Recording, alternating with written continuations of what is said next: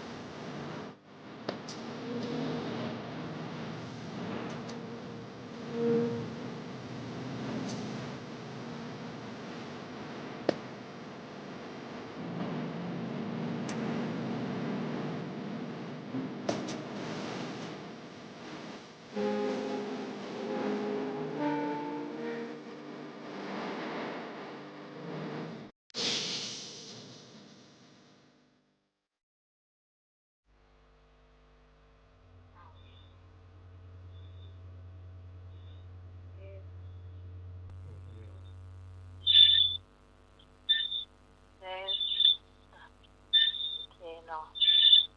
เจ้าขอนอบน้อมแด่องค์สมเด็จสัมมาสัมพุทธเจ้า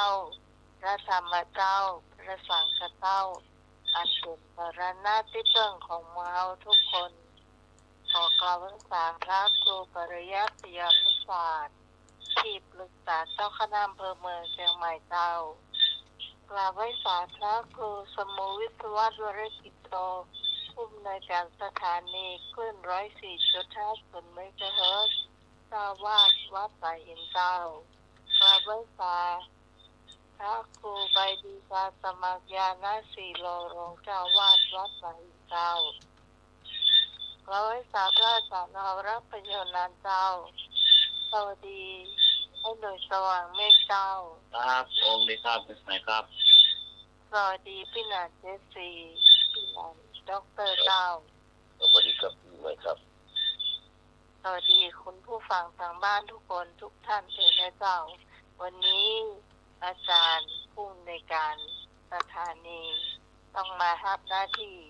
เปิดเพลงแล้วก็เลือกเพลงคุณผู้ฟังนะเจ้าวันนี้เราจะเลือกเพลงของเสียงนุ่มๆของสอนกิรีศรีประจวบนะเจ้าเนาะวันนี้คุณผู้ฟังก็เตรียมมาไว้แล้วกันถ้าเราได้มาฟังเพลงแล้วเดี๋ยวรอรายงานตรงเฟซบุ๊กเป็นของคุณผู้ฟังที่จะเลือกเข้ามานะเจ้าตอนนี้เดี๋ยวให้หน่วยเจ้าครับขอกราบมอบน้อมพระเถรานุเถระทุกโลกทุกหลงองค์ครับผมถึงสันนิน้อยทุกหลงองค์ครับพระพุทธอาจารย์พระครูสมุทรวัดวรกิโตครับผมเจตาเวลานามะกายแก้วครับตามมาตรการพระครูบริการจากมาครับผมตามมาตรการอาจารย์ของเราครับดิพิวิสมัยสิริโยดอนมากายแก้วครับจ้าสวัสดีเจ้าดิสนัน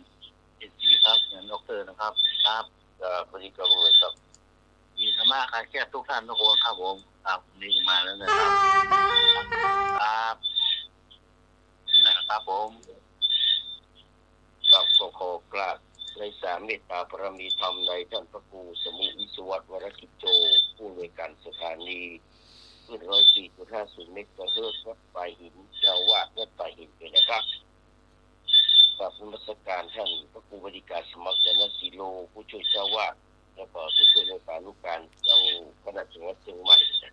ท่านสมัครเป็นรองเจ้าวาดเป็นรองเจ้าวาดเนาะตำแหน่งรองเจ้าวาดไม่ใช่ผู้ช่วยรองแล้วก็เป็นรองเจ้าวาดวัดปลายหินมีตาตั้งมีอย่างเรียบร้อยโอ้ครับแล้วก็สวัสดีครับ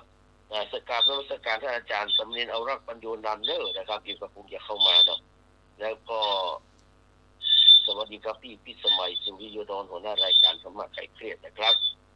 สวัสดีเจ้าครับสวัสดีครับไอ้หนุ่ยสว่างเมฆเนอร์ครับผมเลยครับคุณหลังครับผมแล้วก็ขอสวัสดีกับบรรดาพี่น้องมิตรแฟนรายการธรรมะคลายเครียดนะครับที่รับฟังอยู่ทางบ้านทุกคนทุกท่านนะครับวันนี้ก็มาป้ากันเนาะในช่วงโอกาสเหลือ3 คนตอนนี้ครับอาจารย์สมัครก็มีภารกิจที่จะไปทำเดี๋ยวก็ขอเรียนเชิญพี่สมัยได้ดำเนินรายการต่อเลยครับก็เหมือนที่บอกตะเกียเนาะวันนี้ภูมิในการสถานีแล้วก็ต้องมาฮับโทรศัพท์เองมาคุมเสียงเองแล้วเปิดเพลงคุณผู้ฟังนะเจ้าเป็นของสอนคิรีนะเจ้าอยู่ประจวบหมายเลือกมาไม่ค้าปลาคมแล้วก็อย่างก็อาจารย์ที่น้องเลือกที่กุหลาบเรียงจันทร์นะครับกุหลาบเรียงจันทร์ครับคุณผู้ฟังจะเลือกเพลงไหนมาก็ขอเชิญด้วยเจ้า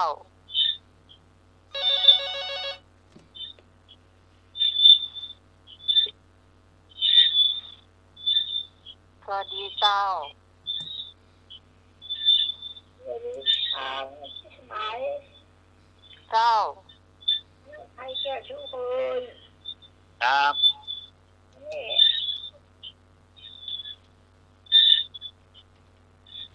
่เจ้าว่าอะไรเจ้า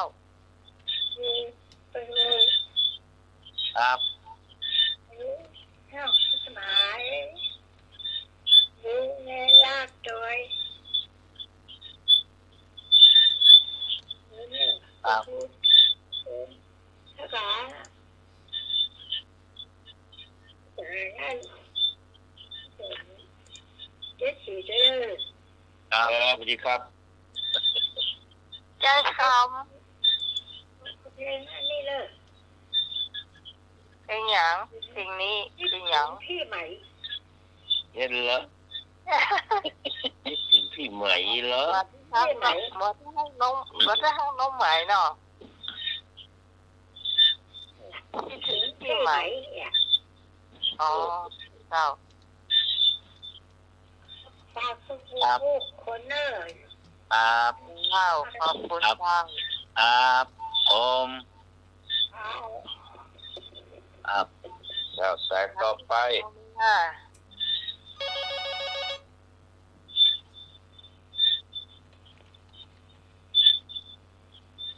เจ้านมัสการครับผมแฟนพันธุ์แท้ครับเจ้าก่อนอื่นขออวยพรวันเกิดให้พระครูสมุวรกิจโจครับให้มีสุขภาพที่แข็งแรงร้อยสาวครับนมัสการครับโอ้วิทยุยังมาดังโอ้วางเวงเอานี่เมื่อมาถึงเสื้อไอ้กำลังวันนี้วันที่อย่างวันที่5อยู่ครับไปจ้าโอ้โหสมบูรณ์แล้วยาววันละจิตโตครับผมครับไปจ้าเห็นเอาลักปัญโยนั้นครับผมเรียนเอาวิไหนสุดที่จะร้อนครับผมเจ้าสวัสดีเจ้าสวัสดีหนุ่ยสว่างเมฆครับผมผมเลยครับครับงานนี้ผมจะสีสีนครับผมครับสวัสดีครับสวัสดีครับวันนี้เพลงมวนมานะครับขอฟังเพลงครับรักปันแล้วรักปันแล้วเนาะรักปันแล้วนี่นะฝนมันตกฝนมันตกตลอดแล้วฝนตกทั้งปีไม่สร้างน้ำนองกันเลยนะ ก็เพลงนี้ก็ม่วนดีเหรอ ครับ แต่หมูจืดหมู ครับผมขอบคุณครับ ชัวขอบคุณเจ้าเจ้า แจ๊คต่อไป เจ้ากับพระเจ้าพระอาจารย์เจ้า โอ้มาแล้วส้มเปา พี่สาวอา ไหมสวัสดีไอ้หนุ่ยนะเจ้า ครับผม สวัสดีอาจารย์ด้วยนะเจ้าขอเพลงรักแม่กอง รักมนต์รักแม่กองเขาว่ารักแม่กอง รักแม่กอง ที่นานฟังออกก่อน หัวรักในกองนี่นะ คนรักแม่กอง หมูรักเป็นกองละ มองอ๋อ เพราะว่ามันคล้ายๆกับลาสามแม่กองแต่หมูรักเป็นกองมันขอส่งพิธีหรอกเนาะ อ่า เจ้าเวสเสียงสำเนียงขับร้องมีบางคนทีไปหรอกครับผมครับนมัสการพระคุณเจ้าสามเณรทุกลูกทุกองค์สวัสดีที่รู้อาหารเขตทุกท่านทุกคนนะครับผม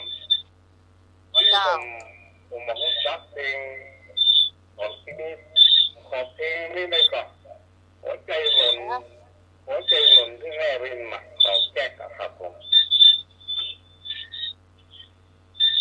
ฮะ หัวใจหล่นที่แม่รินแจ็คธนพลครับผมเป็นกรณีพิเศษเลยครับผมมาค่อยว่าทักที่นี่ของคนนะครับครับให้เนาะโอเคเนาะอาจารย์ได้หรอครับ กำลังหาอยู่ คือลงที่แม่ โอ้ ริ เดี๋ยวน มาให้ปากเนอะ เอาเสียงยังครับ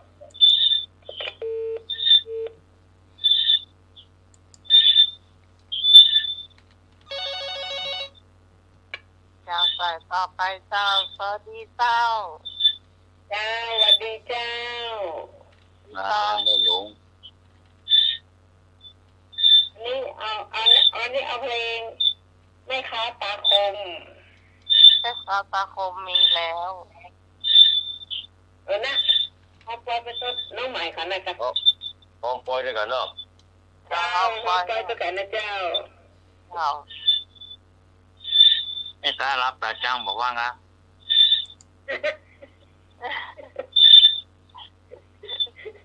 แค่ตาคมเอาไว้ แค่ ก่อน นี้นักรับไปหน่อย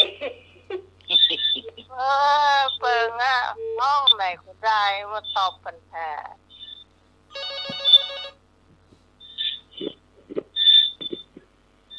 เจ้าน มัสการครับ อีกรอบครับตะกี้ไม่ได้ขอเพลง หน้าตา ขอเพลงนี้ดีกว่าดังยิ่งใหญ่ น้ำท่วมครับเนาะมันยิ่งใหญ่เลยครับช่วงนี้น้ำท่วมครับเนาะครับ ครับ น้ำท่วมดูเปิดวิทยุฮะอันว่าได้วิทยุใหม่กว่าแล้วราคาเนาะ หมดยังครับพี่ฮอนรอพี่กรรอ อยู่ก่อพี่พรพี่กรขอมาได้เลยพ่อชนะสมมติว่า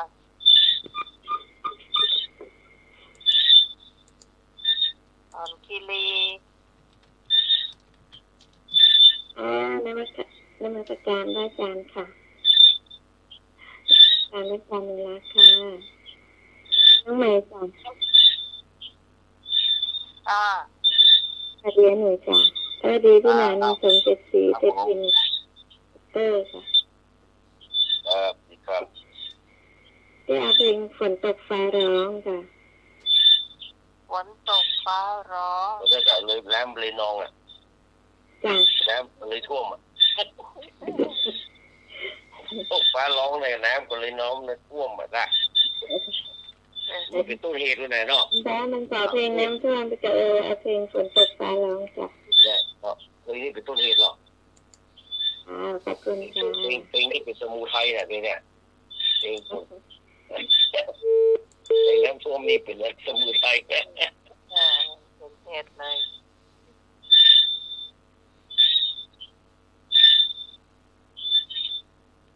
หมดหรือยัง เป็นหลายเพลงเลยเนาะ เจ้าเริ่มได้แล้วค่ะเนาะ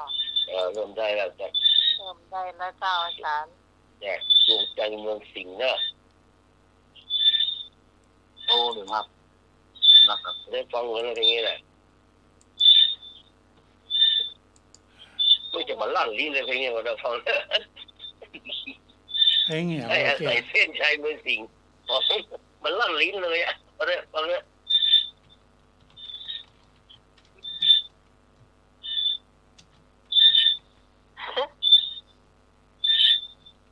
เดี๋ยวก่อนถ้าอาจารย์เปิดแล้วก็ปิดไฟเลย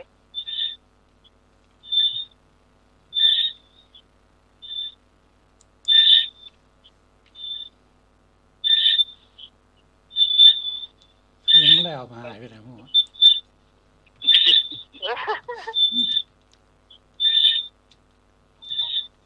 เพลงแรกเพลงอย่างก็ เป็นงานนะเป็นงานมันเจ็บคุณแล้วยากเลยอ่ะ สัน อ๋อ เกลียดคุณหรือว่าเกลียดเธอ จะเจ็บคุณจะเจ็บคุณนะครับมันเช้าแล้วเขาเปลี่ยนของเปลี่ยนลงใจเมืองสิงห์เนี่ย อาจารย์พิมพ์ขึ้นมาเป็นเธอหรือว่าคุณอะเรียนได้แล้วนะ ของใคร ดวงใจเมืองสิงห์อ่ะ ดวงใจเมืองสิงห์ ครับผม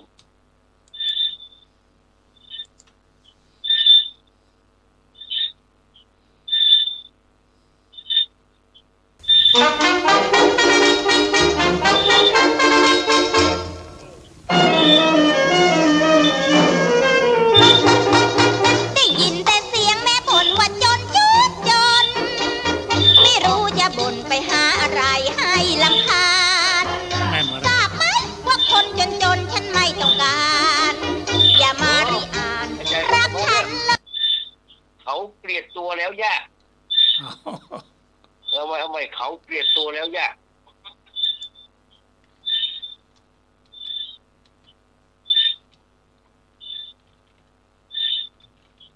เขาเกลียดตัวแล้วยาก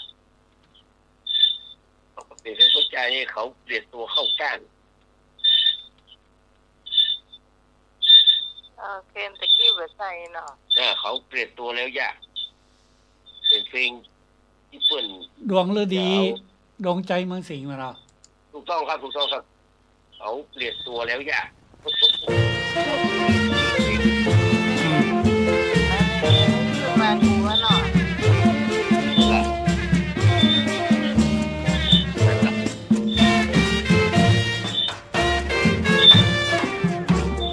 เขาเกลียดตัวแล้วย่า แบบนั้นล่ะ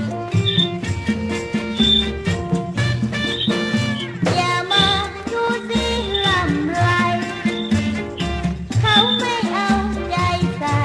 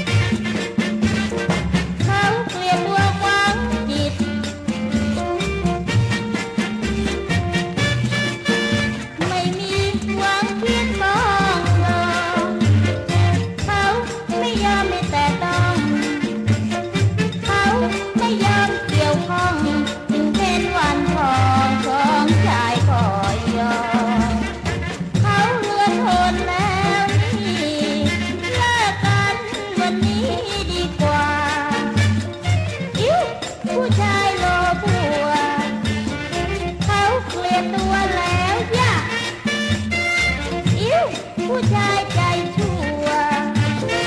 สาวเกลียดตัวหนักหนา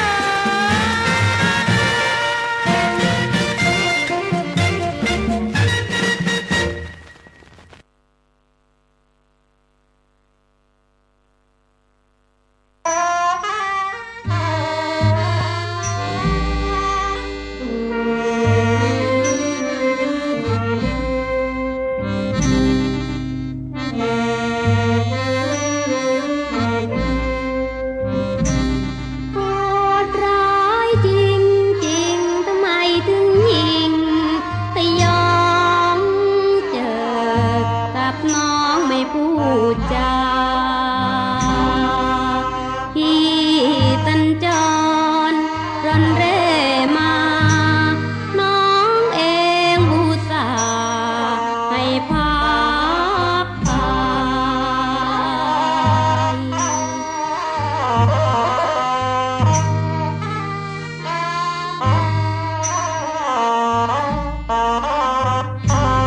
บ้านน้องเคยนอนพี่เคยพักผ่อนกับสาวก่อนใครเขาไม่เยื่อใยน้องเปิดแย้มโรงแรมใจพักทิ้งอิงไหลกลับลืมเลือน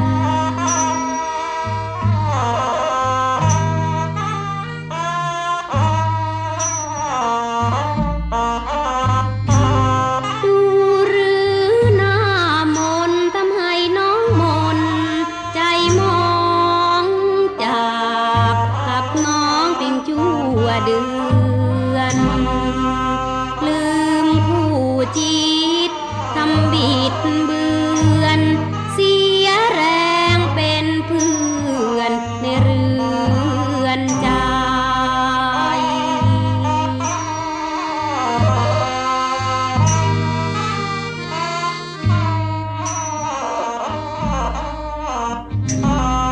ในห้องหัวใจ น้องเคยให้พี่ค้างแรม รักกอดรักแต้มร้างแลมไม่เหลือเยื่อใย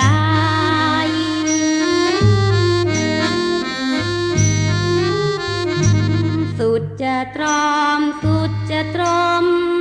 ลักล่มละลายขอปิดประตูหัวใจไม่ให้มีใครค้างแรม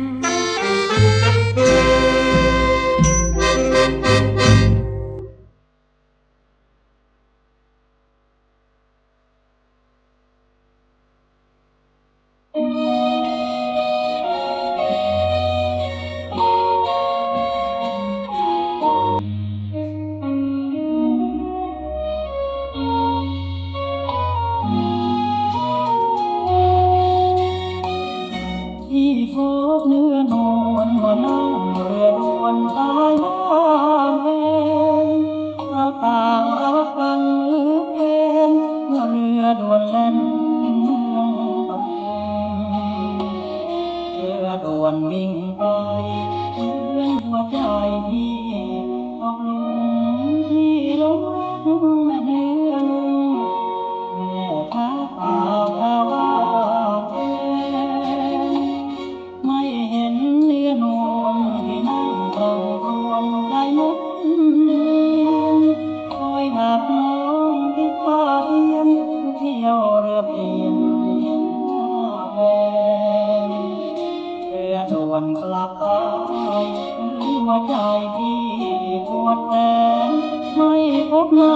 แม่เนื้อแน่พาบ้านเถิดมา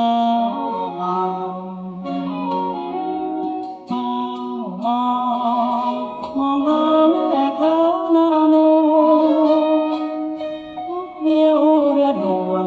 ไม่เห็นโน่นน้องที่มองลงเห็นแม่ค้าตาคงมาซื้อลำ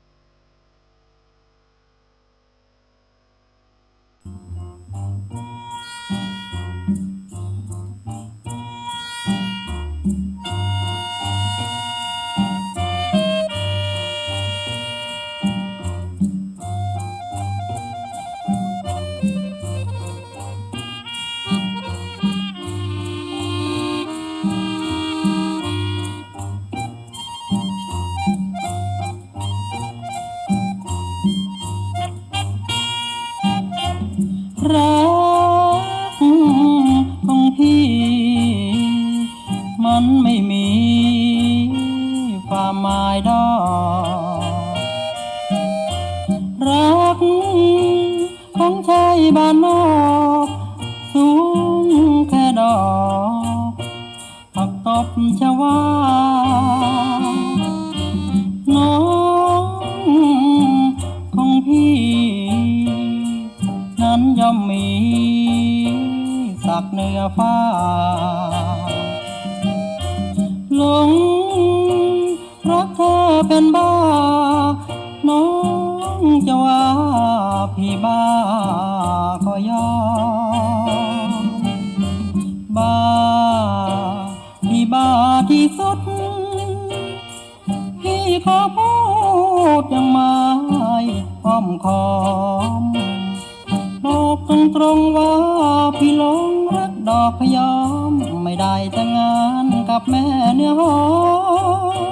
พี่ขอลาตายรักของพี่คงไม่มีวันแนงนายลืมไม่ลืมลงง่ายรักจนตายยังไม่ลืมเลย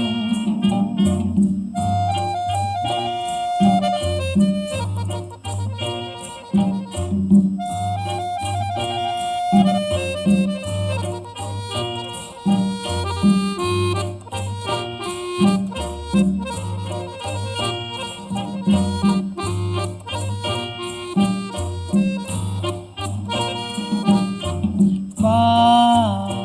พี่บ้าที่สุดพี่ขอพูดยังไม่อ้อมค้อมบอกตรงๆว่าพี่หลงรักดอกพยอมไม่ได้แต่งงานกับแม่เนื้อหอมพี่ขอลาตายรักของพี่คงไม่มีวันแนงนายลืมไม่ลืมลงง่ายรักจนตายยังไม่ลืมเลย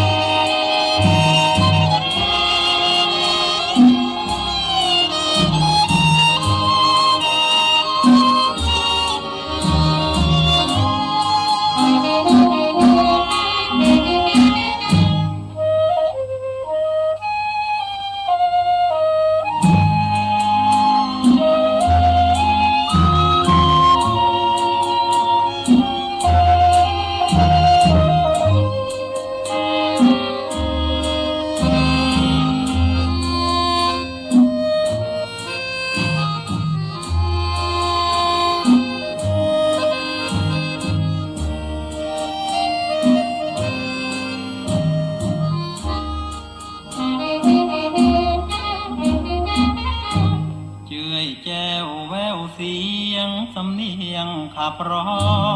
งดังเพลงมนต์รักแม่กลองล่องลอยพริ้วหวานตานมากล่อมสาวงามบ้านอัมพวามนต์รักแม่กลองแววมาเหมือนสายธาราแม่กลองรำพันพี่ต้องจากลาควันตานิ่มน้องไม่ลืมลาตาแม่กลองต้องทวนหวนมาสักวันกลิ่นเนื้อนางไม่จางสัมพันธ์เราสองลองเรือร่วมกันร้องเพลงชมจันทร์ลุ่มน้ำแม่กลองไม่ลืมน้ำใจไมตรีสาวงามบ้านบางคนทีเพื่ออารีนเรียกร้องให้ดื่มน้ำตาลพร้อมกับยิ้มหวานของนวลละอองก่อนลาจากตาแม่กลองเรารวมปิดทองงานวัดบ้านแล้วเจื่อยแจ้วแววเสียงสำเนียงขับร้องรำครวญลาตาแม่กลองล่องลอยเมื่อคืนข้างแรมกรุ่นหอมไอทะเลคลาวแกมมนต์รักแม่กลองแทบแทมคิดถึงควงแก้มนวลสาวแม่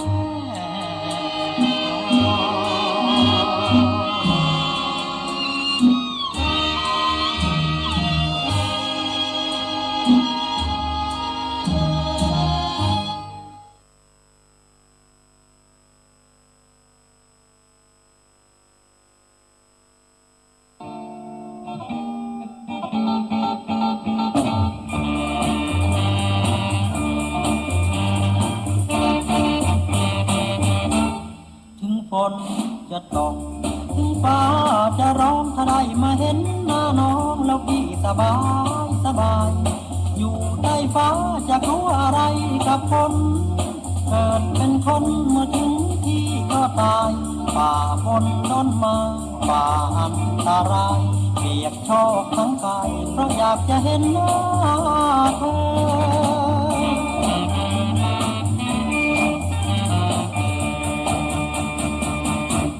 ถึงฝนจะตกถึงฟ้าจะร้องทำไมได้เห็นหน้าน้องพี่ครั้งละเมอละเมอเข้าพรรษาบนฟ้าก็ครึ้มเมฆฝนตกเสียจนถนนน้ำน้องโปรดฝนพรำจำมาเธอแต่แล้วไม่เจอพี่แทบจะกินยาตาย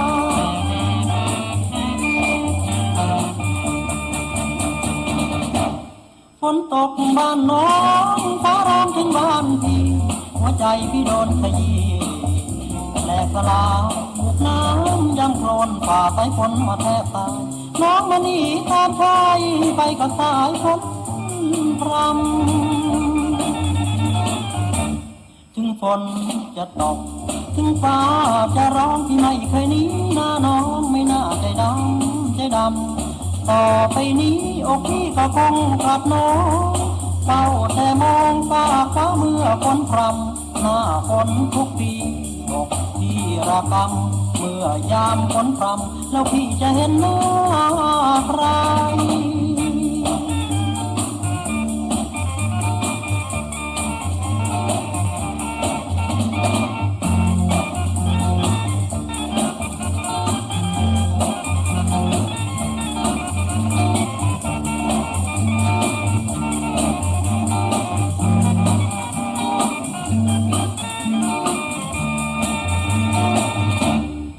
ฝนจะตก ถึงฟ้าจะร้องพี่ไม่เคยหนีหน้าน้องไม่น่าใจดำใจดำต่อไปนี้อกพี่ก็คงกลับน้องเฝ้าแต่มองฟ้าฟ้าเมื่อฝนพรำหน้าฝนทุกปีอกพี่ระกำเมื่อยามฝนพรำแล้วพี่จะเห็นหน้าใคร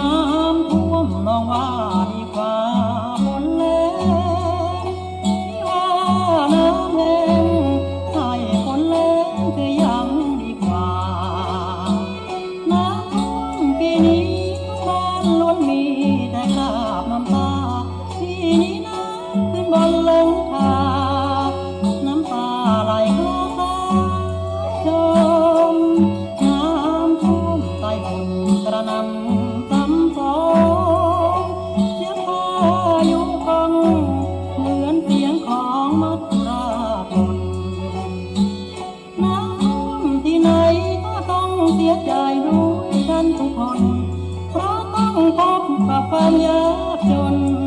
เหมือนคนหมดเนื้อกินโชบ้านที่ก็ถูกน้ำท่วมเหมือนกันที่ประจวบคีรีขันธ์เหมือนกันไปทุกครอบครัวพื้นนาก็ร่มไร่แตงก็จมเสียหายไปทั่วที่จึงเหมือนคนหมดตัวแล้วนะแก้วตาน้ำท่วมพี่ต้องผิดหวังชอกช้ำที่คิดเช้าคำปล่อยให้น้ำท่วมไปฝ่าน้องอยู่บ้านนอนทั้งไม่อาทรถึงพี่สักคราไม่มาช่วยพี่ซับน้ำตาไม่มามองพี่บ้าง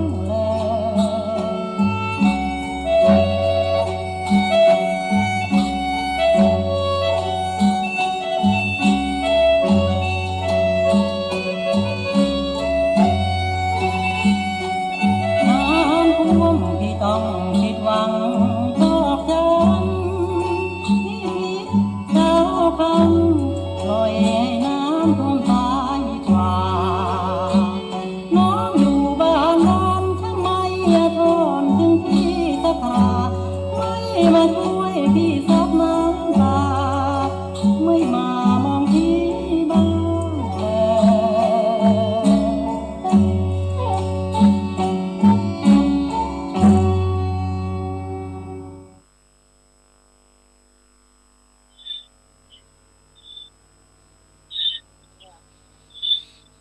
แล้วเนาะ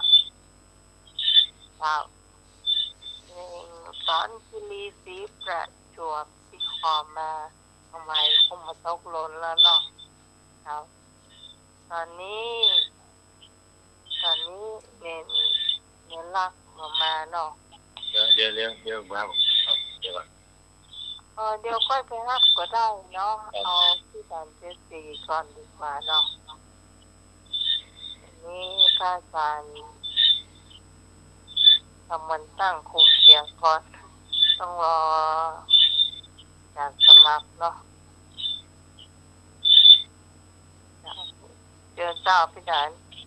ครับก่อนที่จะรับได้ตอบปัญหาตามปัญหาเนาะช่วงนี้เรื่องที่พระสงฆ์องค์เจ้าพระธุดงค์นะครับที่โดนละอ่อน11 ขวบอรุณโตนี่ก็ยังมีดราม่ากันอยู่เด้อน้องที่ว่าเขาว่าแต่คืนไปก็ชื่ออย่างเขาออยเหรอออยมุกดาหารเนาะว่าโดนออกงานไปแล้ววันนี้ก็ยังมีคนแต่ไม่ยิงกันนะออกมาด่าทุกเจ้านี่นะ ก็เลยว่าเรามาดูแล้วว่าระวังกรรมมันสนองกรรมเป็นว่าแต่อาจารย์นเรศไปเขียนว่าบาลีบอกว่าพุทโธธรรมสะโอเทตาธัมโมสังเกนะทาริโตสังโฆจะสาวโกพุทธัสสะอิเจตาพุทธเมวิทังก็คือแปลว่าพระพุทธเจ้าเป็นผู้ตรัสรู้ธรรมพระธรรมอันพระสงฆ์ทรงจำไว้และพระสงฆ์ก็เป็นสาวกของพระพุทธเจ้าเหตุนี้พระพุทธพระธรรมและพระสงฆ์จึงเนื่องเป็นอันเดียวกันดังนั้นใครจะมาด่าพระสงฆ์จะส่อเสียดพระสงฆ์นะครับหรือว่านะครับแบบเหมารวมเนี่ยได้ชื่อว่าด่าพระพุทธด่าพระธรรมด่าพระสงฆ์ก็คือด่าพระรัตนตรัยนั่นเองมันจะเลยเป็นกรรมนักมักจะคือผลทันตาในปัจจุบันอย่างน้องที่หอยเนี่ยเนาะที่ตกงานด่าพระเจ้าดังนั้นนะครับมีประเด็นที่เราควรศึกษาตำเนียบเพื่อจะเดินสังวรประการก็คือความเพียรระวังยับยั้งบาปอย่างเขาว่ากับสุดท้ายนะกายเย็นนะว่าใจยะนะเนาะว่าเจตสาวาพุทเทกุกัมมังปะกตังวะยายังเนี่ยที่เขาว่ากันเนี่ยก็คือเป็นสังวรประทานอย่างหนึ่งนะเพียรระวังยับยั้งบาปอกุศลและธรรมที่ยังบ่เกิดนะครับมันเกิดขึ้นที่มันเกิดขึ้นแล้วก็คือเอาขว้างไปเห็นนะครับดังนั้นโทษแห่งกรรมและการฮื้อผลของกรรมนักในปัจจุบันและอนาคตในทางพระพุทธศาสนากรรมที่มีผลรุนแรงและฮื้อผลรวดเร็วนะมันเกิดจากการเนรคุณการอักตัญญูลบหลู่ดูหมิ่นผู้มีพระคุณเช่นพระสงฆ์นะผู้ปฏิบัติดีปฏิบัติชอบเขาบอกว่าในผู้ดงพระธุดงค์ที่โดนมรณภาพน่ะที่เหลือหรือว่าที่โดนมรณภาพไปเนี่ยองค์ใดองค์หนึ่งทุกคนอาจจะบรรลุธรรมขั้นใดขั้นหนึ่งของจิตดังนั้นก็พระสงฆ์ถือว่าเป็นเนื้อนาบุญอันยอดเยี่ยมการประทุษร้ายต่อท่านว่าจะด้วยกายก็ดีด้วยวาจาก็ดีหรือแม้แต่ใจ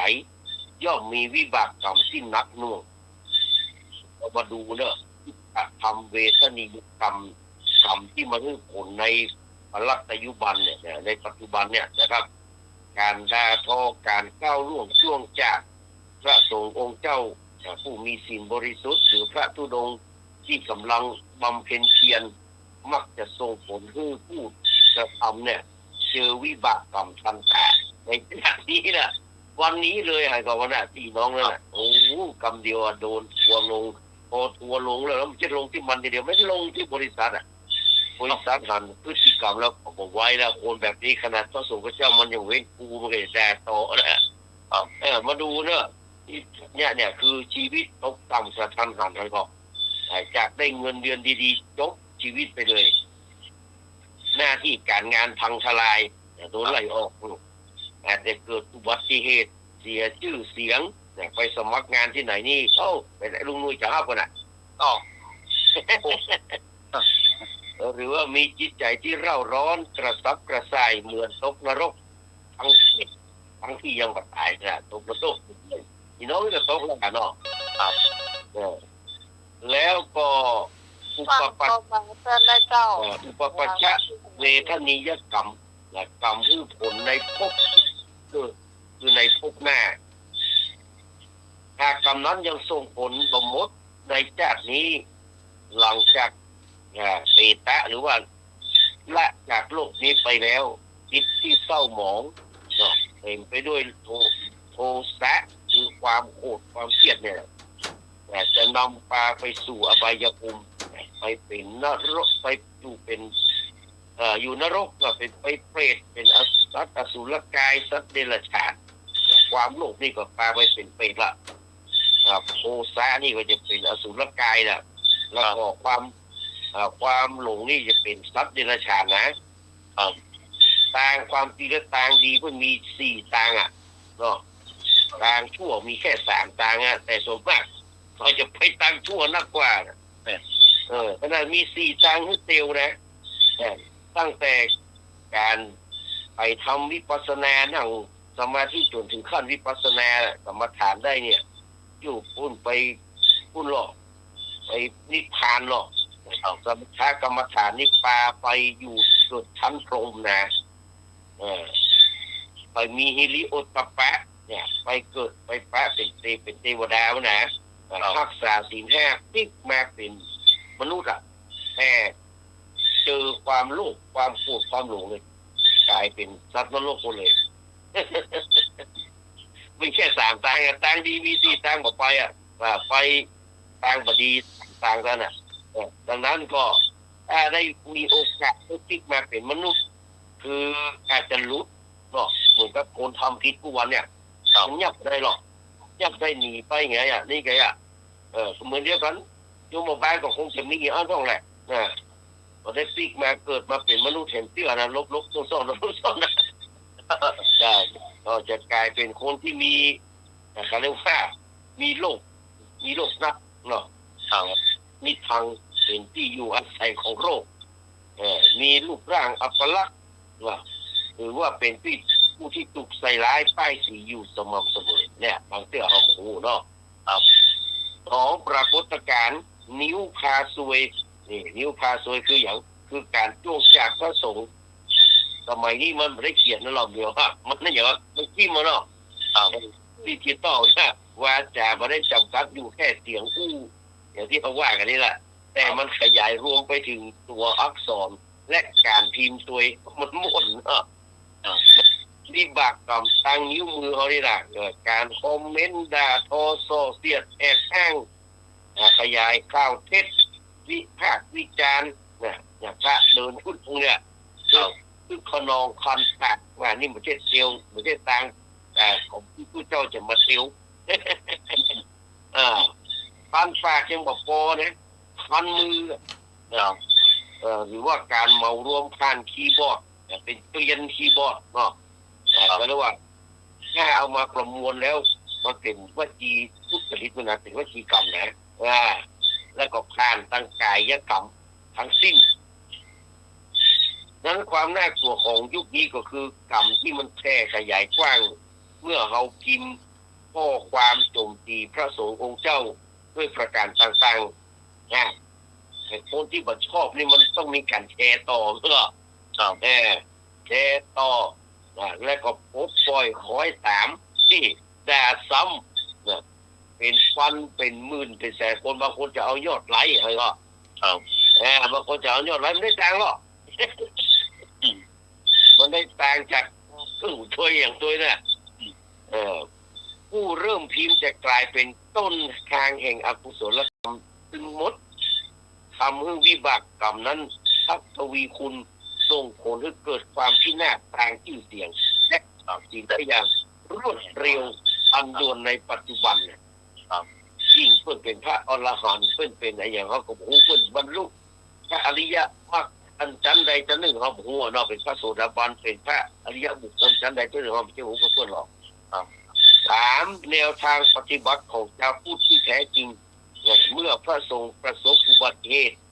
เมื่อเราได้หันข่าวหรือเหตุการณ์ที่พระสงฆ์ประสบอุบัติเหตุหรือว่าตกเป็นข่าวทั้งแง่ลบประตามชาวพุทธที่แท้จริงมันต้องตั้งสตินะและปฏิบัติคือพุทธวิธีก็คือตั้งมั่นในเมตตากรุณาสติสัมปชัญญะตื่นพร้อมเลยแล้วก็ช่วยส่งเคราะห์ตามกำลังเนาะหากอยู่ในเหตุการณ์ที่ปรากฏต่อเขาซึ่งแน่ของเราเนี่ยสิ่งแรกที่ต้องทำคือการเข้าไปช่วยเหลือเยียวยาในฐานะเพื่อนมนุษย์โอ้แจ้งกู้ภัยก็ดีปฐมพยาบาลในเบื้องต้นบางคนนี่ใครเป็นคนจนมันจนนี่อย่างว่าอย่างถึงจนเอามันไม่ใช่ละคือมันจะเรื่องที่เราจะต้องไปถามเนาะต้องไปถามว่าใครเป็นคนจนที่พวกแบบที่ของพวกแบบแม่มันสอนก็พ่อมันสอนก็วีมันสอนก็มันต้องไปยุ่งยังไงตำรวจซึ่งตึงทั้งหลายกูวันเนี่ยมันจะไปสอบไปสวนก็คือต้องเยียวยาละกูจะแย่อย่างไรกูจะแจ้งโทษอย่างไรมันต้องไปสืบไปสอบว่าไอ้นี้ขับรถแจ้งขับรถ มันเป็นเพราะอย่างมันถึงเอารถมาครับผมมันเปิดมรณภาพไปเนี้ยกูจะแยกจะได้ช่วยเยียวยาจะได้ก็โทษทางสังคมโทษทางอาญาอย่างต่างๆเนี่ยเราอ้อนมันอายุมาถึงเกณฑ์มันก็บอกได้รับผู้รอดแต่พ่อแม่ผู้ปกครองมันทั้งหลายเนี่ยมันต้องรับผิดชอบแล้วจะซื้อเพื่อเยอะจะได้รถมีประกันก็มีประกันก็มันต้องเอาเรื่องนี้แต่ต้องช่วยพระสงฆ์ที่เพิ่นกำลังที่มรณภาพแล้วก็เสาะหาที่หาทางแล้วก็คนพระสงฆ์ที่เพิ่นอาพาธเนาะเจ็บเนี่ยก็ปาส่งไปโยไปสามยังไงใจมาถามว่าไอเป็นคนโจรเนี่ยอย่างมันเป็นอย่างมันเป็นอัลไซเมอร์มันเป็นอย่างเด็กพิเศษมันไร้สาระน่ะนี่คือตำรวจของเงาคนที่ไปก่อคือเงาน่ะแต่มันต้องตั้งสติให้ดีอย่าพูดทั้งหลายกับขี่ไปด่าไปดังนั้นเราต้องแบบซ้ำเติมแบบประดาซ้ำเนาะหากเป็นข่าวตั้งสื่อก็บอกคนอย่าเข้าไปคอมเมนต์ในเชิงเยาะเย้ยถากถางซ้ำเติมหรือคาดเดาไปเองว่าบางคนไปอู้เรื่องเนี่ยว่าโอ้คุณจะทำกรรมไว้แบบดีมันเลยโดนแบบนี้ซึ่งมันมาถูกลักของการสอนเรื่องกรรมนะอันนี้ก็ต้องถวายเนี่ยถ้าคุณเจ้าท่านใดลูกใดฟังนะมันเป็นกรรมใหม่มันไม่ใช่กรรมเก่ากรรมแบบนี้นะครับมันไม่ใช่กรรมเก่าครับก็กรรมเก่าสมัยแต่ก่อนมันมีรถยนต์นะสมัยนั้นมันมีรถยนต์กรรมสมัยนั้นมันมีรถยนต์เพราะฉะนั้นจะไปเตะไปเรื่อยเอายกเอาเรื่องกรรมนั่นตรงนี้แต่ว่าถ้าเตะเพื่อชโลมใจก็โอเคมือปัญหาแต่เขาจะพิจเรื่องการรับคำสอนเรื่องกรรมละต้องไปศึกษาเรื่องกรรมให้ดีๆนะไปศึกษาไปว่าเป็นกรรมเป้าของเพื่อนเลยอันนี้ประถูก 100%ครับถูก 100% นะครับตัวเจ้าช่วงใดองค์ใดเตะอย่างนี้บัตรถูกบอกเนี่ยนะครับแล้วก็2รักษาจิตบ่คือไปตกลงสู่อกุศลคือมันเกี่ยวกับการเสพข่าวเนาะคือเขาต้องตั้งอยู่ในอุเบกขาธรรมใหม่ๆอาจจะเฮิดเนาะแทนทุกเจ้าดีนะอาจจะเฮิดแทนพระสงฆ์พระเจ้าที่เพิ่นโดนว่าเนี่ยแต่เราต้องแยกออกจากบุคคลเอาออกจากพระศาสนาเนาะ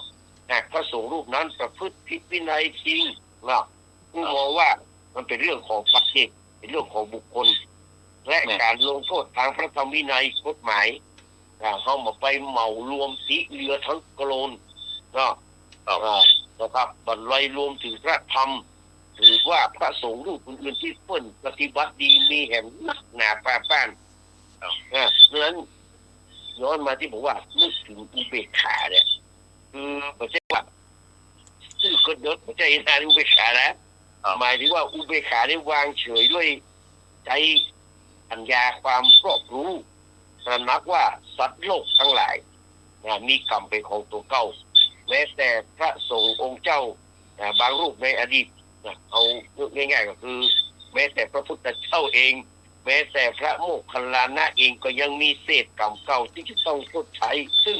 ไม่สามารถจะหลีกพ้นได้เลยมาทางใดกับทางหนึ่งเนาะฉะนั้นการที่เราหันท่านประสบอุบัติเหตุก็เป็นเรื่องของกฎแห่งกรรมแต่ไม่ใช่ข้ออ้างในการที่จะไปด่าทอซ้ำเติมใครคนใดคนหนึ่งนะ3ยึดถือลักนะครับปันนกะปฏิปทาก็คือปฏิบัติบัพพิเขายังบอกรู้ข้อเท็จจริงบอกรู้กระจ่างแจ้งจะใดทางใดทางหนึ่งเนี่ยการนิ่งเฉยนะครับและรักษาจิตบุคคลที่เป็นกุศลเนี่ยคือเป็นความฉลาดนี่ได้ง่ายนะเป็นความดีนะศาสนาคือท่านได้หายจากอาการอาฆาตบาดเจ็บอันนี้ย่อมเป็นหนทางที่ปลอดภัยที่สุดต่อตัวเก่าท่านที่มรณภาพไปแล้วก็ขอให้ท่านไปสู่สุคติในสวงสวรรค์นี่เนาะเนี่ยอันนี้จะเป็นอุเบกขาด้วยปัญญานะดังนั้นการใจรักษาใจรักษานิ้วมือข้อมือของเรานะครับคือไปก้าวล่วงพระรัตนตรัยคือเพราะป้องกันภัยที่ดีที่สุด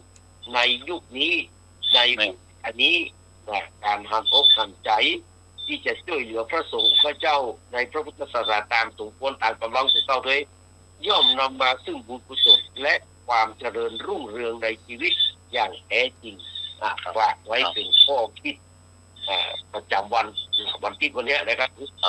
สาธุชนทุกคนทุกท่านได้ไปนำพิจารณาดูเพราะว่าเราจะได้เป็นบาปมันเป็นของแต่ละคนแต่ละท่านเราต้องยืดมือเข้าไปสอบไปร่วมมันต้องไปร่วมเลยอยู่เฉยๆสอดไปที่สุดเลยนะครับ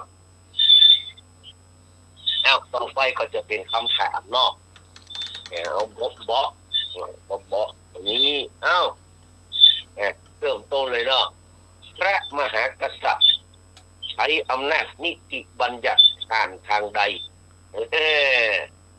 พระมหากษัตริย์ใช้อำนาจนิติบัญญัติผ่านทางใดกอไก่ศาลขอไข่รัฐสภา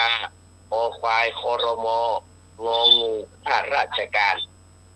พระมหากษัตริย์ใช้อำนาจนิติบัญญัติผ่านทางใดศาลรัฐสภามข้าราชการเดินครับเดินเลยครับเดินได้เลยเจ้าครับ053-226-0589อันนี้จึงเป็นบ้านเป็นกรรมมันนี่บุญทั้งนั้นใครแรกตอบมาเลยนมัสการครับคำตอบที่สุดท้ายคือรัฐสภาครับ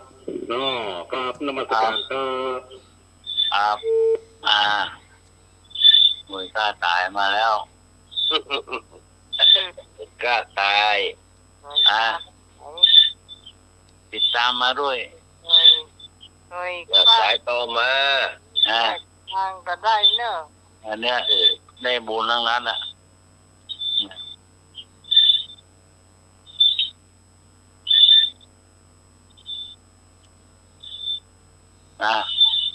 มีพิษมีทุกข์เอามาผิดไม่มีถูกเอามาอู้ทั้งหลายกับพ่อท่อเอาไปอู้เลยแหละ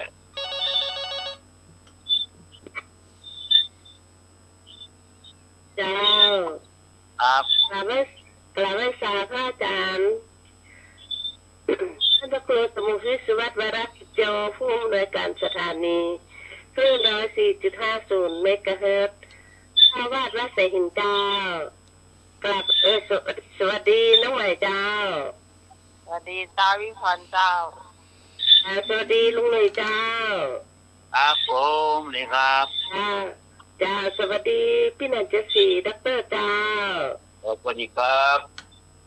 จ่าพิพลปปไก่สารเจ้าสารนอกครับ2 ลาย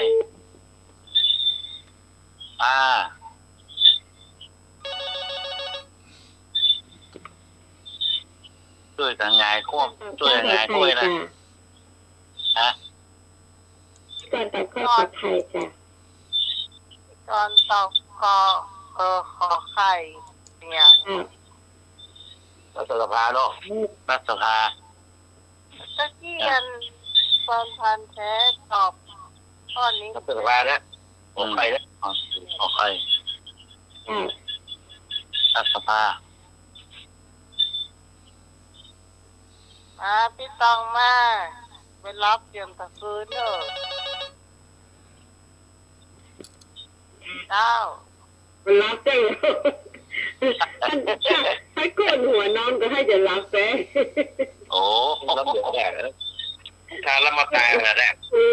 อนั่งฟังมาดีกว่าว่ากันเดี๋ยวท่านนอนดึงมือหวังรับเนี่ยเจ้าเอาข้าวกอไก่เจ้าเอาไก่เนาะเจ้าเอางอนก็หมอนแล้วมันใกล้อะไรรับมาเนาะ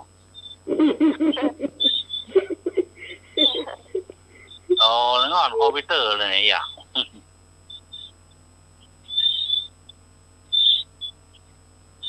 ครับผมคุณส่งมาต่อฟ้องเราคนพัดทินปัดไปปัดมาอยู่ส่วนกลางเลยให้พงปัดสางเจ้าพงมา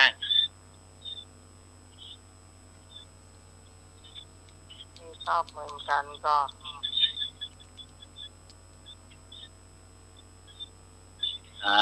มีละตา จะได้เจ้า มีมา จะตอบจะได้ จะเลยเนาะครับที่จริงพระองค์ท่านนี้ใช้อำนาจ3อย่างเนี่ยคือบริหารนิติบัญญัติตุลาการกับผ่านทางรัฐสภาเช่นอย่างต้องมีผู้สนองรับพระราชโองการเพราะนั้นพระกษัตริย์พระมหากษัตริย์ไม่มีคำว่าผิดคนผิดเดินส่วนที่สนองเลยแหละเป็นสนองเลยแหละนะเพราะว่าคุณใช้อำนาจผ่านทางรัฐสภาเนาะพ่อขอไข่ถูกต้องไปแล้วก็ต่อไปข้อใดไม่ใช่ม้าไม่ใช่ยาม้านะอย่าคบม้าม้าบันไดม้าบันไดเนี่ยพอไก่ไหนะไหนะไหหอหินสละไม้อย่างว่าไปหาอากาศยอยักษ์ไหขอไข่สินทบขอควายแสะงองูทานกข้อใดที่บัดใจความหมายถึงม้านะที่บัดได้แปลว่าม้าเด้อไหสินทบแสะทานกนี่ข้อใดบัดใจม้าได้แปลว่าม้าข้อใดบัดใจม้าเข้าแทนะวานไปเลยเนาะยังเงินทอนคำตอบสุดท้ายคือไอ้ยังไข่ครับก็ไข่ไข่จ้ะ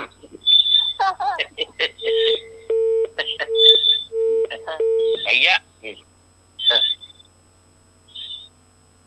ไข่เนาะไข่ไม่ใช่ม้าเพราะไข่ก็คือไข่เนาะ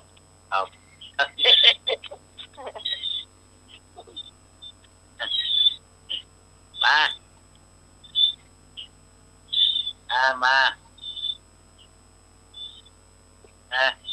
ม่ใช่ม้าที่2คุยมาจ่าวิพรเอากองไหนนะจ่าเอาไก่เนาะเอาไก่ครับเอาไก่วันพันแท้พยายามไม่ใช่ม้า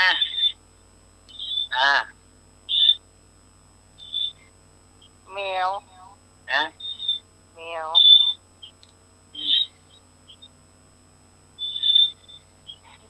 แค่จานสมัครอยู่กับไทยม่วนนะมาเนี่ยอาจารย์สมัครเนี่ยได้รับคือลูกกันเนี่ยพี่กรณ์เอาข้อมาโหจ้ะข้อไหนพี่กรณ์เอาข้อมาโหจ้ะเอาไหนเนาะไม่สวยกันทำไมสวยกันเป็นแบบ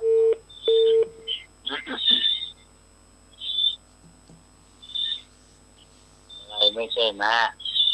ด้วยกันเป็นแรกเลยนะมาจากคำว่าการเสียดยาเนาะเนี่ยเสียดยาเป็นแรกด้วยเหรอชื่อมาเงินอย่างพี่กรณ์ก็ได้ครับนี่สั่งเข้าแล้ววันนี้สั่งเข้าพัดบุรีอ่ะวันนี้สั่งกับเขาหมดเลยอ่ะ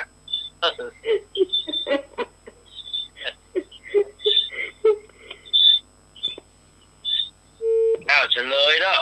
ครับเฉลยเอามาก่อนมากำลังโทรมาเอามาเลยครับเอาข้อที่ถูกกับข้ออย่างนะจันข้อที่ถูกโอ้โหเลยท่านเลยนะแยกอีวันทองจะบอกชื่อไปอ่ะง่ายๆว่าก็ไกลแล้วจันเนี่ยอีวันทองคุณจะย้อนทองจะบอกชื่อไปง่ายๆว่าเอาตั้งวงก็ไกลแล้วผมเอาข้ออย่างกับบอกเอาข้อที่ถูกว่ะ นเลี้ยงเฉลยเนอะ ครับ ที่มันเหมือนกันเนี่ยก็มันคือไหก็แม่นนะแม่นะศีลทบนี่เป็นแม่พันธุ์ดีเนอะ โอ้ แซะนี่ก็แม่นว่าแซะนี่เป็นภาษาอีสานอ๋อ แซะภาษาอีสานเขาเป็นด้วยนะ ตอบมอง ข้อที่ถูกก็คือทานบทานบนี่มันใจแม้แต่มันคืออสูรเป็นอสูรละกาย โอ้ เป็นพวกอสูรละกาย นี่มาแม่มา แต่พวกนึงเป็นสารตลกไปกัน ครับ ต่อไปพระนักจงเติมคำในช่องว่างคำใดที่สมควรจะเติมในช่องว่างคือมันเข้ากันเนาะ ข้อสอบอย่างอันพระอาจารย์วัดของพระนารามอะ พนักงานช่วยกันทำงานอย่างจุดจนโครงการสำเร็จนะ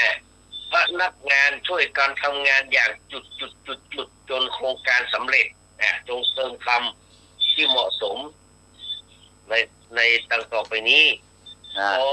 รวดเร็วรุนแรงแข็งขันอบอุ่นหนาแน่นพนักงานช่วยกันทำงานอย่างรวดเร็วจนโครงการสำเร็จพนักงานทำงานช่วยกันอย่างรุนแรงจนโครงการสำเร็จพนักงานช่วยกันทำงานอย่างแข็งขันจนโครงการสำเร็จพนักงานช่วยกันทำงานอย่างอบอุ่นหนาแน่นจนโครงการสำเร็จใครอันใดที่สมควรจะเติมคำที่การนับแล้วก็ควายจ้ะขอควายเนาะแข่งขันเนาะ จ้ะ ก่อนคอควายครับเจ้า ครับทำงานอบอุ่นหนาแน่นนะพ่อเนี่ยนะ หนาแน่นเนาะหนาแน่นเนี่ยการลายมันเล่นนะเนาะแม่น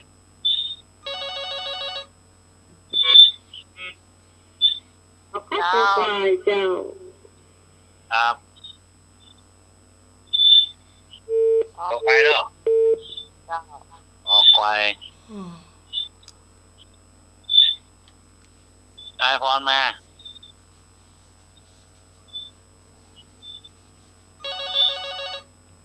ข้อนี้ท่านสั้นสมัครตอบดีกว่าตาโตครับผม เจ้า ข้อสอบใครเห็นกันเนาะก็ไกลเนาะก็ไกลเนาะข้อใครเห็นกัน เนาะรวดเร็วเนาะโอ้ก่อนใกล้เคียงเลยเนาะทำงานอย่างรวดเร็วจนโครงการสำเร็จ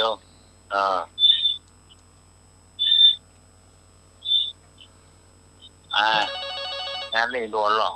ผู้มีงานแล้วหรอกอย่างทำอย่างรวดเร็วเนาะครับเจ้าครับผมน้ำไม้เจ้าหลุดไปซะแล้วเอามาใหม่น้ำไม้เลยเจ้าครับตอบมาเลยครับผมเจอเลย 053-226-0589ครับ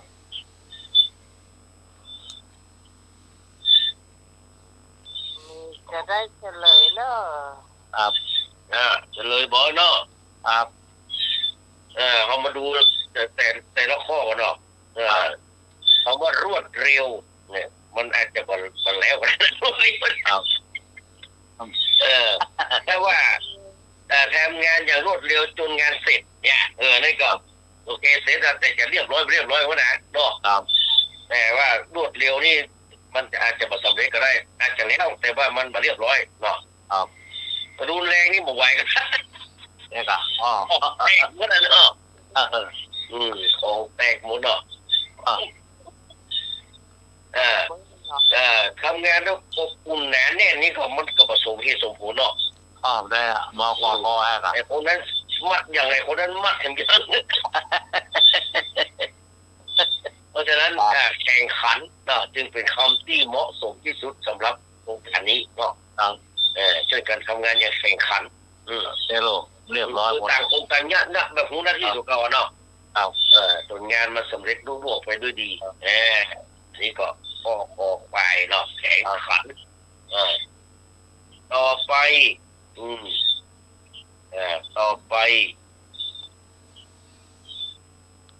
ข้อเป็นข้อสุดท้ายแล้วเนาะ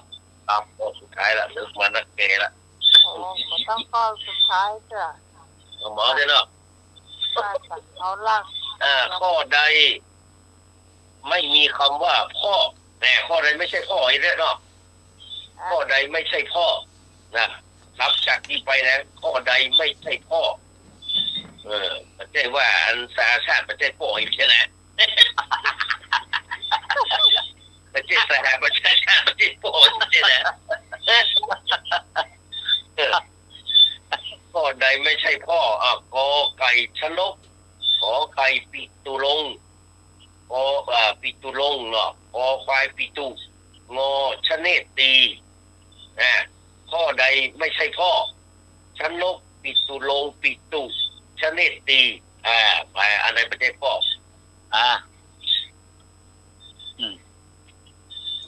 เป็นงองงูมากกว่าเนี่ยแค่เป็นคำถามนะขอจะแค่ว่าข้อใดไม่ใช่ปลาหลิมเดียวพี่การเอาข้องงองูจ้ะเอาข้องงองูจ้ะ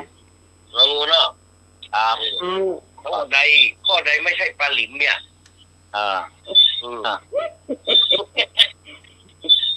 ไม่ใช่ปลาลิมก็เป็นปลาก็ได้หรอข้อใดไม่ใช่ปลาหลิมเอาข้องงองูน่ะครับงองูเนาะจะต้องเป็นแบบมันเนาะ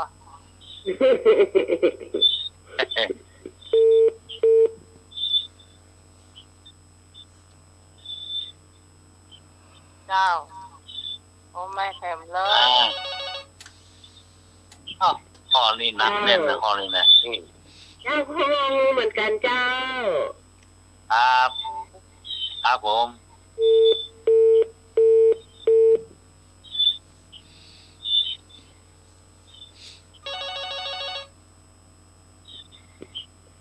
ดังโง่เหมือนกันเจ้าเอา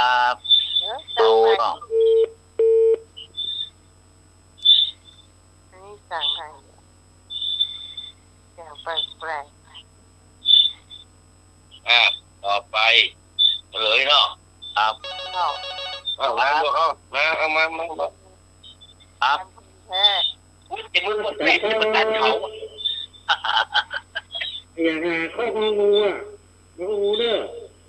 องูเนาะนี่กันอ่ะอย่างหมูฉันนี่ตาอย่างนี้เนี่ยนะ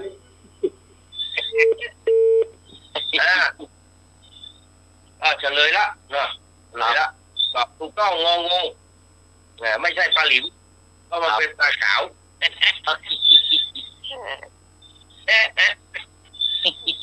พวกนั้นเป็นปลาหลิมหมดเลยเนาะชนกกับปลาหลิมปิตุโลกับปลาหลิมปิตุกับปลาหลิมแต่ชนิดตีแม่ผู้ให้กำเนิดเป็นปลาขาวปลากระป๋องฟังชนิดตีจ้ะเนาะฟังมันเนี่ยก็ต้องเป็นธรรมะใครเกี่ยจากแต่อะไรเนาะเนี่ยครับคือเสียงมันหนักอาจารย์เนี่ยก็ที่ว่าอยู่สีโซดาใช่เห็นจะเหมือนปลาลิมระหว่างนี้เนาะครับเมื่อใดว่าเจ้าของมันน่าเครียดดีว่ะข้อต่อไปข้อใดไม่ได้แปลว่าพูดแม่เลิกข้อใดไม่ได้แปลว่าพูดเอากอไก่กะรี โอ้ไข่พาทีคอควายพจนางงวจีกะรีพาทีพจนาวจีข้อใดไม่ได้แปลว่าพูดอ่าอ๋อ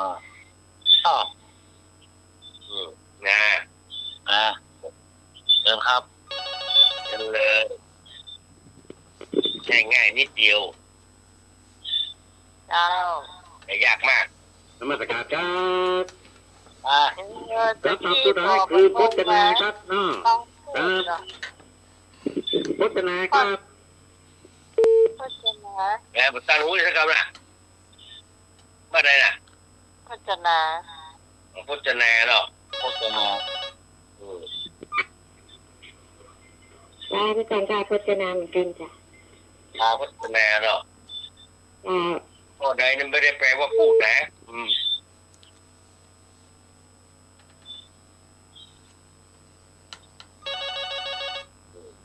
กรีภาชีพจนาวจีไปคำลวงนิดหน่อยพจนานะจ๊ะมีการเตะตัดขาเพื่อนเนอะแล้วตัวกันกัน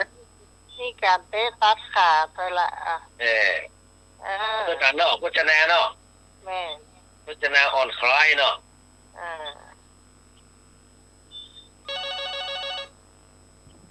แต่พี่พรให้ได้อยู่เอาวัดจีวัดจีพจนาเอาวัดจีเอาวัดจีเนาะครับผมไอ้โฟมเนาะเอาวัดจีอะวัดจีอัตตะไกวันวัดทีเนาะเป็นสะพายอันอาจจะลึก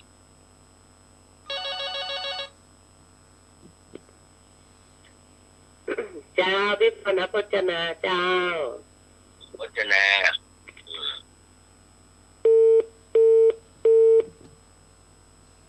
ทำไมแต่ก่อนมีแฟนชื่อพจนาคุณมันมากลายเป็นท้องไปละโอ้จะงามอ่ะจะถูกจะดีอ่ะโอ้สืบไปสืบมาได้เมียหลายคนแล้วบอกว่ายุ่งขันแหละจะแนวนี่เฉลยเนอะชาทีพจนาวจีเนี่ยแปลว่าคำพูดเท่านั้นน่ะคำที่มันเป็นใจก็คือกะรีแปลว่าช้างขอบไก่แล้วว่ามีกะรีเนี่ยแปลว่าช้างการเตะตัดขากะรีแปลว่าช้างสะ4 ทุ่มเกินละเอาข้อสุดท้ายกันเลยกันเนาะต่อไปนางฟ้าไม่ได้อยู่ในข้อใดเนี่ยนางฟ้านะนางฟ้าไม่ได้อยู่ในข้อใดดังต่อไปนี้กอไก่อักษรขอไข่รำพาขอไข่รำพาขอควายเทวีงงวิลาวันข้อใดไม่ใช่นางฟ้านั่นแหละคือนางฟ้าไม่ได้อยู่ในข้อใดอักษรรำพาเทวีวิลาวันเอาแล้วแม่อันใดไม่ใช่นางฟ้าเองเราได้ฟังใช้มือนะเพลงที่เรามาขออยากเป็นนางฟ้าเจ้าวิลาวันเอาวงัววิลาวันเจ้าวิลาวันเนาะเพลงของเอากอไก่ครับกอไก่และโพกอไก่อักษร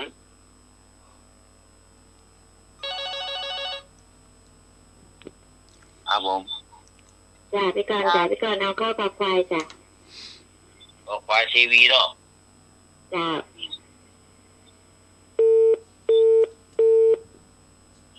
ทีวีอ่ะเป็นนางฟ้าเราเป็นอย่างทาสทีวีเอาทำมันคล้ายขอใครได้ยังมีใครตอบกันละครับ ทำมาเจ้า ลำพา เจ้าเอาของใครเนี่ย ลำพาเนาะ มันต้องมีคนหูต้องควรอ่ะ เนี่ยมันจริงแล้วมันแยกกันหมดนะเดี๋ยวนะ นี่รวมกันเราสลายเนาะ เขาก็เพื่อนพันแท้มา แยกกันอยู่พอมีใช้เนาะ ครับ ตายแรก ตายแล้วมา มา มา เข้า มา มาเนอะ อืม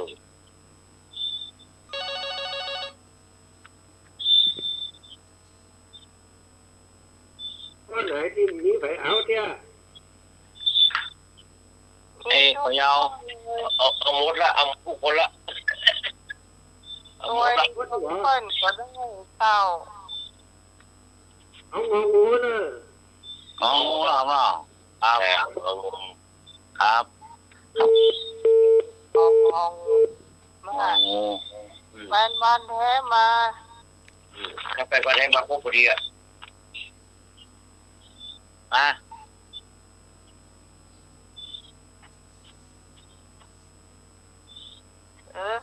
คิดบอกประถูกกะ ไปทับกะ มาละเอ้า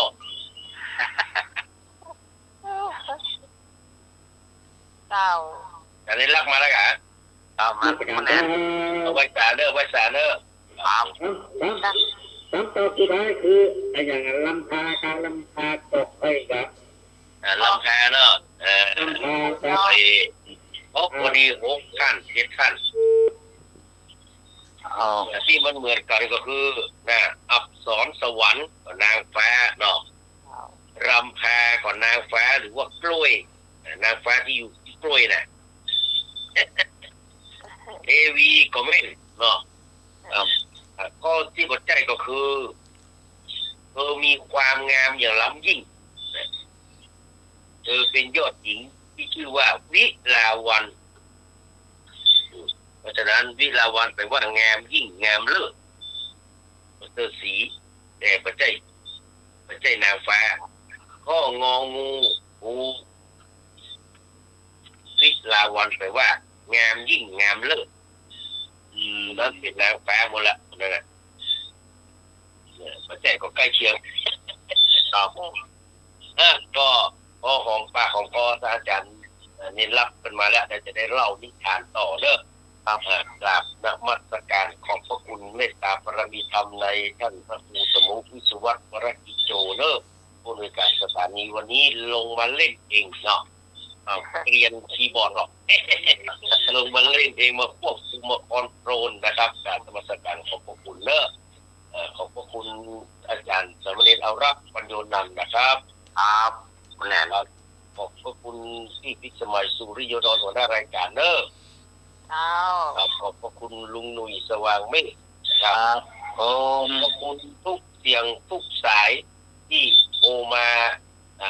เล่นกันนะ เล่นขายกันคือความกันเหมือนกับว่าเป็นคู่เป็นจิ้มอยู่ว่าเขายังอยู่ด้วยกัน แล้วก็ขอบพระคุณที่ท่านที่รับฟังเพราะว่าจะเป็นพระสงฆ์พระเจ้าผู้กับฟังนะพี่น้องชาวบ้านทั้งหลายผู้กับฟังแต่เพิ่นไม่โทรเพิ่นเป็นไซเลนเมมเบอร์คุณสงบคุณสงบขอฟังเฉยๆเท่านั้นเนี่ยนะขอฟังเฉยๆไม่ออกความเห็นเพราะมันเปลืองโทรศัพท์เป็นว่า โอ้รายการนี่เปลืองแต่เนอะ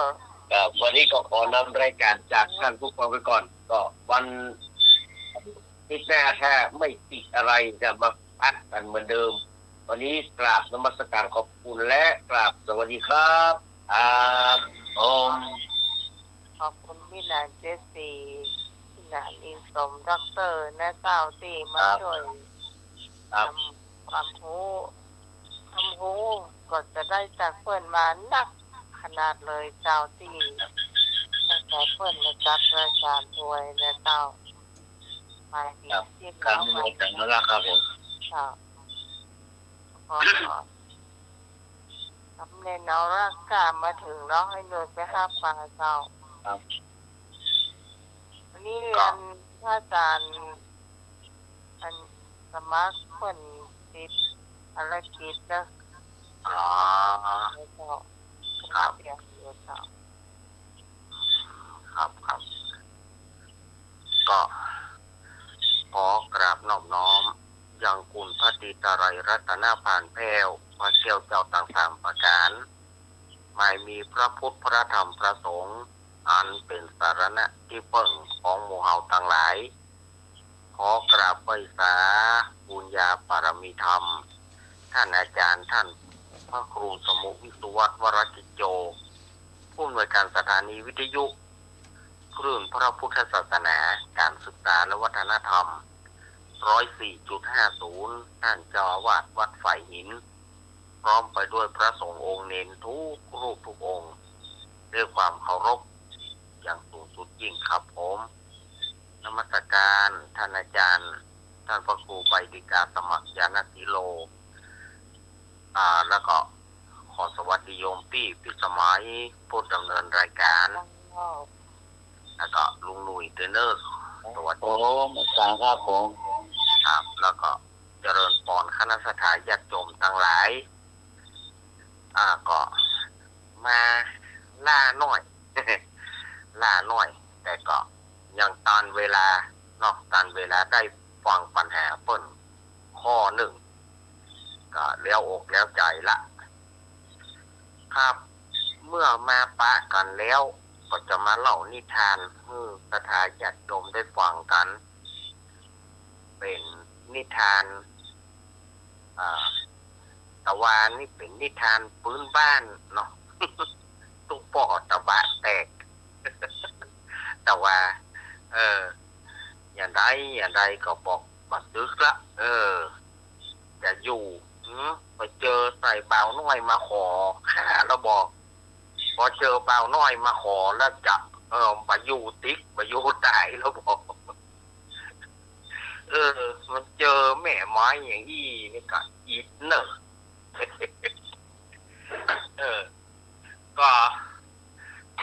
เมื่อมาปะกันก็วันนี้จะเอานิทานสมัยพุทธกาลเนาะจะเอานิทานสมัยพุทธกาลมาเล่าให้ฟัง เรื่องของเจ้านาผู้เฮงซวยนะเรื่องเจ้านาผู้เฮงซวยเนี่ยมันเป็นจะใดเจ้านานี้ซวยเพราะอะไรอย่างก็มาฟังกันดีกว่าเนาะเรื่องเจ้านาผู้เฮงซวยนี้มีเรื่องเล่ามาว่า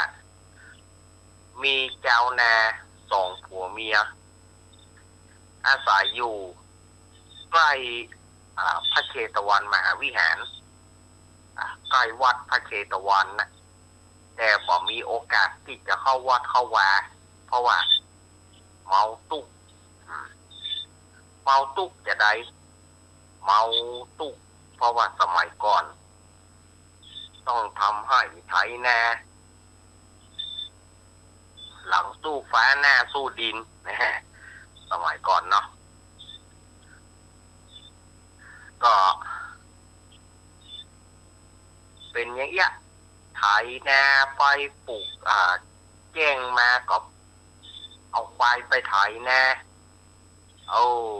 ควายมาก็เมียเอาเข้าไปส่งนี่เนาะเมื่อเมียเอาเข้าไปส่งก็ไปกินด้วยกันแล้วก็ถ้าว่ากล้าออกมาก็ลกกล้าปูเข้าไปตัวปลูกเข้าไปตัวสมัยก่อนนี่มันต้องช่วยกันนะมันเหมือนสมัยประเดียวสมัยเทคโนโลยีประเดียวมันง่ายเอาใส่รถเอารถปลูกรถเกี่ยวรถโม่ประเดียวเพิ่นมีทีนี้ก็จะก้าวไปถึงบ้านเศรษฐีบ้านเศรษฐีคนหนึ่งเนี่ยเศรษฐีที่อยู่บ่ไกลบ้านของพ่อใจเจ้านานี่ก็คนไปก้าไปขายมาคนไปก้าไปขายก็ได้เงินมาหลายโกฏเรียกว่าได้เงินมาหลายโกฏสมัยนั้นเพิ่นนับกัน10 ล้านนะ เปิ้นไปได้นับ10 ล้านน่ะ10 ล้านเปิ้นนับเป็น1 โกดเนาะ คนต่อในสมัยก่อน อันนี้ก็เปิ้นไปค้าไปขายเปิ้นได้เงินได้ทองมาเอามาเก็บไว้ที่บ้านนั่นนะเพราะว่าสมัยก่อนมันมีธนาคารเนาะถ้าว่าเก็บไว้ที่บ้านก็บ้านก็จะไปฝังดินเนี่ยคนสมัยก่อนมันวิธีการมันบ่เหมือนสมัยนี้ทีนี้พอถึงเมื่อคืนหมู่หัวหน้าหมู่โจรปล้นก็ปากันหูข่าวว่าเศรษฐีเนี่ยมีเงินมีทองนักเขาก็ใช้วิธีการเอายานอนหลับว่ะในสมัยนั้นก็มียานอนหลับเหมือนกันแต่เป็นสมุนไพรว่ะเพิ่นว่านะเป็นสมุนไพรเอาพ่นเขารับกันหมดว่ะโอ้มันมียานอนหลับนี่มันก็มีสมัยก่อนสมัยหลังเหมือนกันเนาะ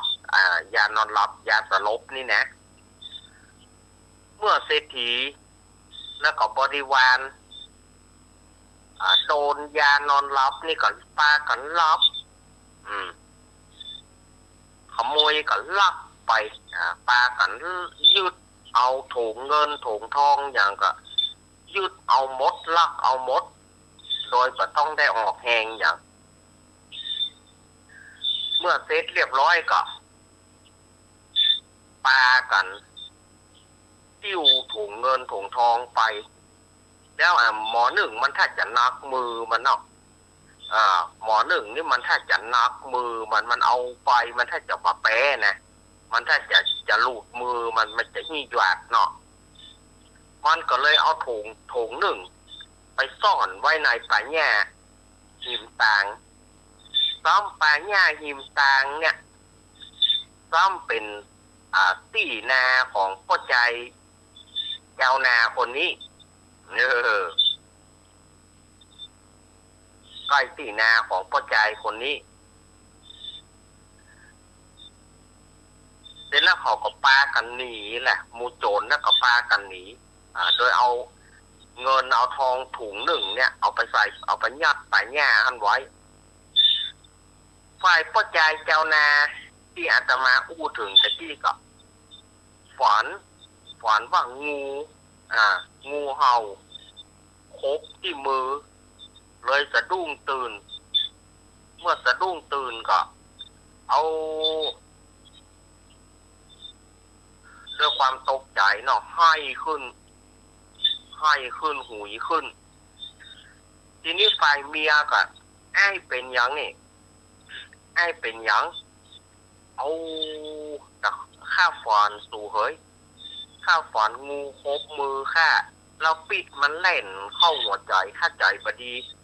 ข้าตัวว่าข้าตายแล้วลูกนี่เนาะเมียมาก็เอาฝันหายกลายเป็นดี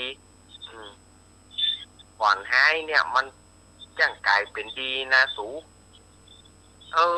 เฮานี่ใครมีโอกาสไปเฝ้าพระพุทธเจ้าแต่ถ้ามีโอกาสเฝ้าพุทธเจ้านี่ข้าจะไปกำหรอทีนี้เจ้านาคนนั้นก็บอกว่าสูหูจักกะพระพุทธเจ้าหูจักกะอย่างจะบอกหูจักเพราะว่าพระพุทธเจ้าก็อยู่เนี่ยปะกายรู้วัดพระเชตวันก็นี่บ่ได้รู้ก็เฮาป้อมมีโอกาสได้เข้าไปเฝ้าเนี่ยแล้วสู่ไปหูกระไผสมัยก่อนข้าไปรับจ้างตัดอ้อยลูกเปิ้นได้เล่ากิตติศัพท์ของพุทธเจ้าให้ข้าฟังแต่ข้าก็บ่ได้มีโอกาสไปไหว้กับเปิ้นเฮาจะเอาหยังไปไหว้เปิ้นน่ะสู่เฮ้ยถึงวันนี้เข้าจะเลี้ยงตัวถ้าให้บ่กุ้มไปปอลูกก็จะเกิดมาแถมบ่มีอย่างที่จะใส่บาตรญาติโปกคือเปิ้นเอาไว้เฮามั่งเฮามีพ่องเฮาก็ค่อยไปไหว้ดีกว่าเนาะนี่ไงก็ว่าไป ก็นอนไปแหมนอนไปก็บ่รับละเพราะว่าพอใจคนนี้กึดถึงงูนะกึดถึงงู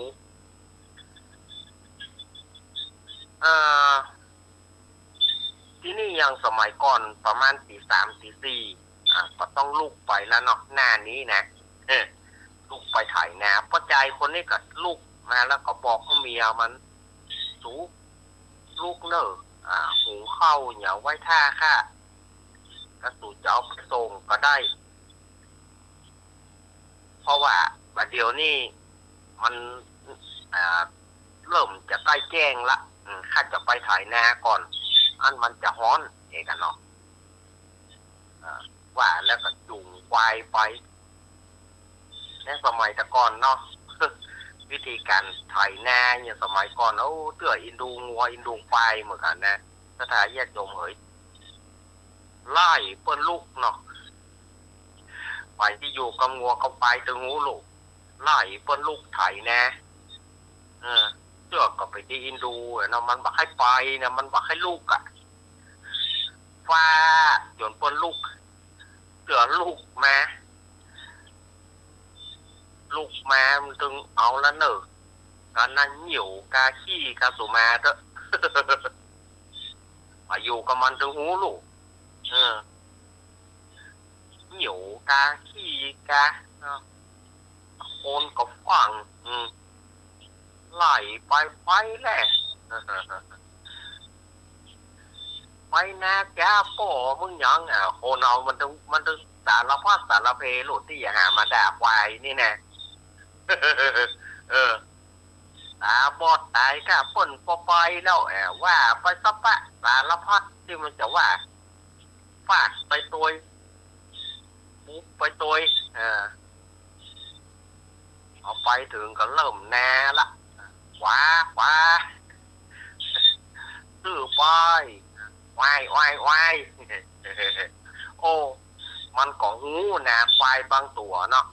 มันต้องได้บังคับมันนักมันหูกำมันลูกบอกเพื่อวายมากกว่าวายบอกเพื่อขวามากกว่าวาฝ่างเจือกไปจนได้มันก็ไปนั้นลูกสมัยก่อนไถนะส่วนพ่อใจคนนี้ก็มาไถนะไปตัวก็กึดไปตัวเฮานี่ไถนะปลูกข้าวก็บ่พอกินบึดก็กล้าเจ้าแน่บึดก็กล้าน้ำเจ้านาสมัยก่อนนี่มันเรื่องถ้าว่าปลูกนานี่มันเสียเปรียบเปิ่นเนาะสมัยก่อนนะบึดเข้ากล้าน้ำปลูกเข้ามาเปิ่นคิดแล้วหรอกเข้ากล้าที่เปิ่นทำน้ำเหมืองเนี่ยเข้ากล้าน้ำเข้ากล้าควายเข้ากล้านาเปิ่นเข้ากล้าคนจุ่ยเนาะพอใจคนนี้บอกว่าปลูกข้าวบอกปอกินนะตึงวันนี่นะหลังสู้ฟ้าหน้าสู้ดินเฮ้ย แต่เงี้ยใดมันเนาะอย่างเพลงแต่ก่อนว่าอย่างเงี้ยก็กาติกรแข็งขังคือกระดูกสันหลังของชาตินะกันเนาะ ไทยรุ่งเรืองอำนาจพ่อชายไทยคือชาติกาติกรน่ะนะ แต่สมัยประเดี๋ยวมันซื้ออย่างเดียวสมัยประเดี๋ยวเจ้านาก็บอกว่าปลูกนาปลูกข้าวก็ลงทุนนักเสี่ยงทุนมาให้ปลูกกันก็ซื้อข้าวเจ้านาก็สวะก็หันไปซื้อข้าวจากที่อื่นมาประเดี๋ยวนี้เจ้านาเขาแต่มาให้มีละพ่อใจคนนี้ก็มาบ่นน้อยใจและโจกชะตาเกิดมาก็ต้องมาตุกมาเนี่ยเสียไปปอลูกก็จะเกิดมาแถมตุกแตะตุกว่าเอกนอกไถนาไปตัวก็ลำพึงลำพันไปตัวลำพึงลำพันไปตัวว่าไปสารพัดว่าเขาตุกเขาเนี่ยเมื่อใดจะมีความสุขผ่องนอกพอเนาะเรียกว่าใกล้เกลือกินด่างวัดมีใกล้เขายังบ่มีโอกาสที่จะไปไหว้พระพุทธเจ้ากำเตื้อนี่ค่ะคือไปสารพัดพอแจ้งมา พ่อใจคนนี้ก็ถอยหน้าอยู่นะแจ้งมาพระพุทธเจ้าแล้วก็พระอานนท์พระพุทธเจ้ากับพระอานนท์เปิ้นออกบิณฑบาตแล้วก็ไก่พ่อใจคนนี้พ่อใจคนนี้ถอยหน้าอยู่พระพุทธเจ้ากับพระอานนท์ก็เตียวไก่ไปในขณะที่เตียวไก่ไปนะพระพุทธเจ้าก็ได้ทูลถามพระอานนท์ว่าดูก่อนอานนท์เธอหันงูเห่าที่ป่าหญ้าหันหิมตางหันกอกพระอานนท์ก็ตอบว่าหันพระพุทธเจ้าค่ะงูเห่าตัวใหญ่แล้วก็มีพิษหายแหงตัวแล้วก็พระพุทธเจ้ากับพระอานนท์ก็เตียวผ่านไปว่าใจเจ้านาคนนี้ก็มากึดใจโอ้แสดงว่าที่หั่นมีงูลูกเนี่ยที่หั่นมีงูลูกคำอันพระพุทธเจ้าจะถามว่าดูก่อนอานนท์เธอหันงูเห่าที่ป่าหญ้าหิมกลางท่านก็หันพระพุทธเจ้าค่ะตัวใหญ่แล้วก็มีพิษหายแหงพ่อใจคนนี้ก็โอ้กำงูมินี่เนี่ยบอกไว้มันจะล่างที่เขาฝันตะคืนนี่ไงแกฮะแต่นั้นเขาต้องเสาะหามันถ้าเสาะหาปะเขาต้องฆ่ามันก่อนที่มันจะฆ่าเขาหรือว่ามันปะฆ่าเขาปะฆ่ามันก่อนมันก็จะไปคบคนอื่นเอกอะก็ไปเสาะหางู มันเป็นกรรมนี้เป็นกรรมปริศนานะสถานญาติโยมคำว่าที่พระพุทธเจ้าถามนะพระพุทธเจ้าถามว่า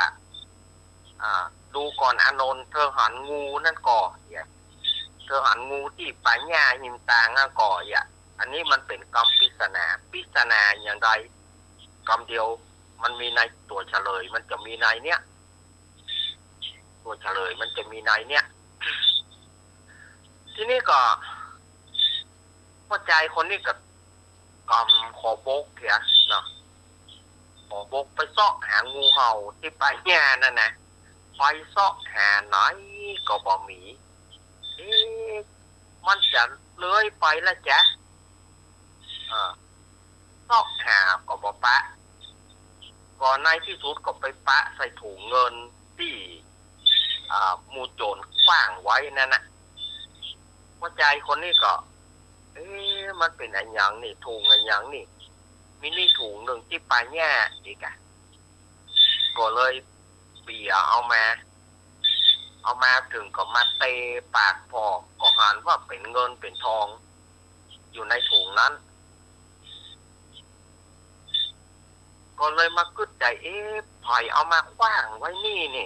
ถุงเงินถุงทองเนี่ยไผ่เอามาขว้างไว้นี่เหลียวไปเหลียวมา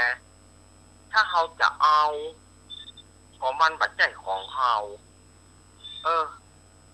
แล้วไผ่มาอุตริเอามาขว้างไว้ที่นี่ที่ป่าหญ้านี่อย่างไรก็บัดใจของเขาเว้ยถึงเขาจะตุกจะยากเพียงไหนเขาก็บอกควรที่จะเอาก็เลยเอามัดปากถุงก็เอาซุกไว้ที่ป่าหญ้าอย่างเก่านะซุกไว้ที่ป่าหญ้าอย่างเก่าแล้วก็พ่อใจคนเนี้ยก็ไถนาต่อพอไถนาไปได้สักกำหนึ่งปรากฏว่าคนใจของเศรษฐีโล่นมาอย่าเอาเป็นเอาตายเขาหาเขาค่อยมันมีหน่อยเนาะเขาก็ป้ากัน งมเสาะหาก็จนไปปะเข้าใส่ถุงเงินนั่นนะถุงเงินถุงทองนะนี่เหรอยอบได้คาหนังคาเขาเลยไอ้เจ้านาคนนี้แหละเป็นคนลักนั่นแหละอันเนี้ยคือตัวงูเห่าที่พระพุทธเจ้าว่านะสถานญาติโยมมันปัจจัยงูเห่าแต่ก็คือถุงเงินถุงทองนี่แหละที่มันเป็นงูเห่าที่พระพุทธเจ้าถามพระอานนท์นะ เนี่ยมันจะเลยในตัวนี้เรียบร้อยนะทีนี้ เขาก็กลูเขายับมันประเดี๋ยวนี้มึงรักสตางค์แม่นก็มึงรักถุงเงินถุงทองของพ่อเศรษฐีแม่นก็มันก็บอกว่าโอ้ป้อนาย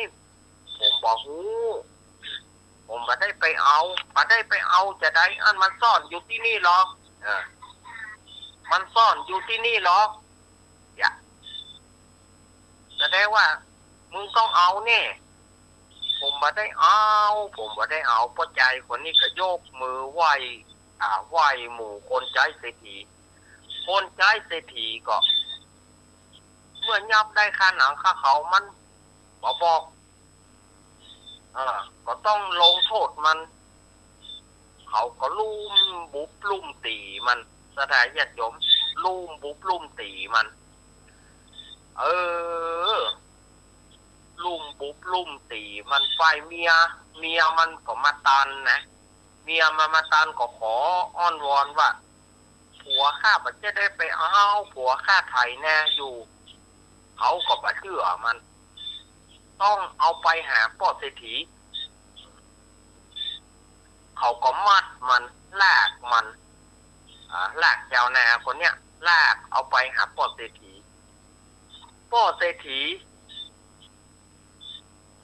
ก็บอกพิจารณาประทามอย่างสักอย่างละเมื่อพ่อเศรษฐีประได้ถามก็เอาเข้าไปเฝ้าพระเจ้าประเสนที่โกศลพระเจ้าประเสนที่โกศลตัดสินเขาก็ลากมันเข้าไปที่กรุงสาวัตถีไปเฝ้าพระเจ้าประเสนที่โกศลพระเจ้าประเสนที่โกศลก็บอกว่าโทษมันร้ายแรงโทษมันร้ายแรงลูกประเดี๋ยวนี้ต้องประหารชีวิตอินดูเจ้านานี่แต่ตัวว่าบอกเข้าไงก็บ่ได้กินบอกเข้าไงก็บ่ได้กินซ้ำมาโดนคดีตั้งแต่เจ้ามืดบอกพระเจ้าประเสนที่โกศลก็เลยบอกว่าเมื่อเป่าปุ้นจิ้นมาตัดสิน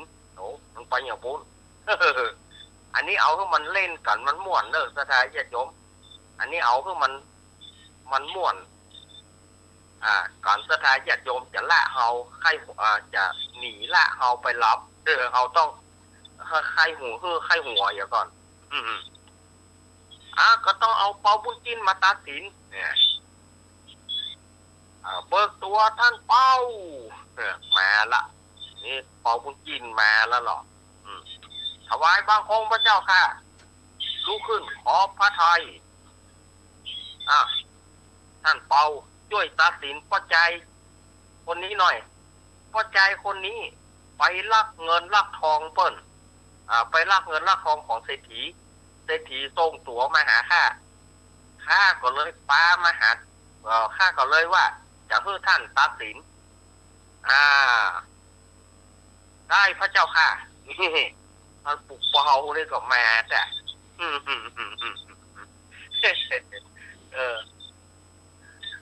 เอาเจ้าหน้าที่รบ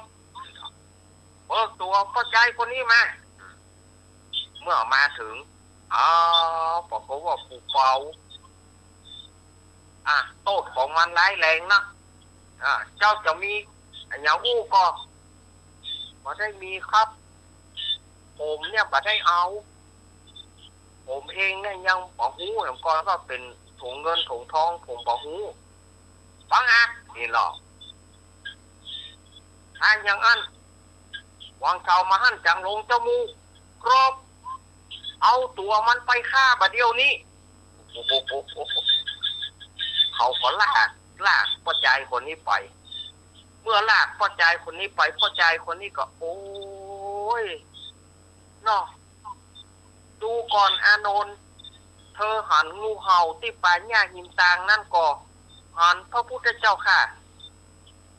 งูตัวใหญ่แล้วมีปีกหายแหงตัวดูก่อนอานนท์ เธอหันงูเห่าที่ป่าหญ้าหิมตางนั่นก็หันพระพุทธเจ้าค่ะงูตัวใหญ่แล้วมีปิดหายแหงตัวปัจจัยคนนี้กับอู้อย่างเงี้ยเรื่องนี้ขึ้นมาทีนี้ปรากฏว่าพระเจ้าประเสนที่โกศลก็ไปได้ยินอันนี้มันกรรมที่พระพุทธเจ้ากับท่านอานนท์ถามกันนี้พระพุทธเจ้าถามท่านอานนท์นี้และท่านอานนท์ก็ตอบมันมีความหมายอย่างใดพระเจ้าประเสนที่โกศลก็บอกว่ามันมีความหมายอย่างใดเดี๋ยวก่อนท่านเปาจะไปฟังประหารเสื้อจะไปฟังประหารเสื้อลองฟังมันก่อนเอาวันอย่างนี้ดีกว่านี่เหรอพระเจ้าประเสนที่โกศลข้าจะไปทูลถามพุทธเจ้าที่วัดพระเชตวันก่อนว่าพระใจคนนี้เอาคำถามของพระพุทธเจ้ากับท่านอานนท์เนี่ยมาจากไหนเมื่อข้าถามแล้วข้าจะปิกมา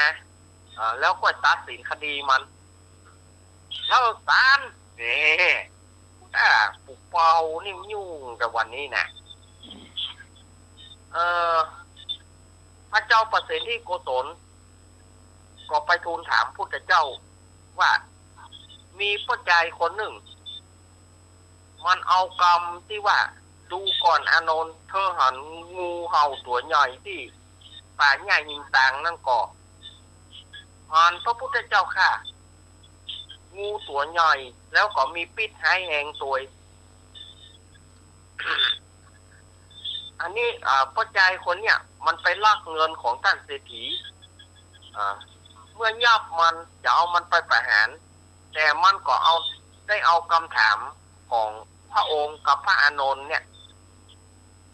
มันแปลว่าอย่างพระพุทธเจ้าค่ะ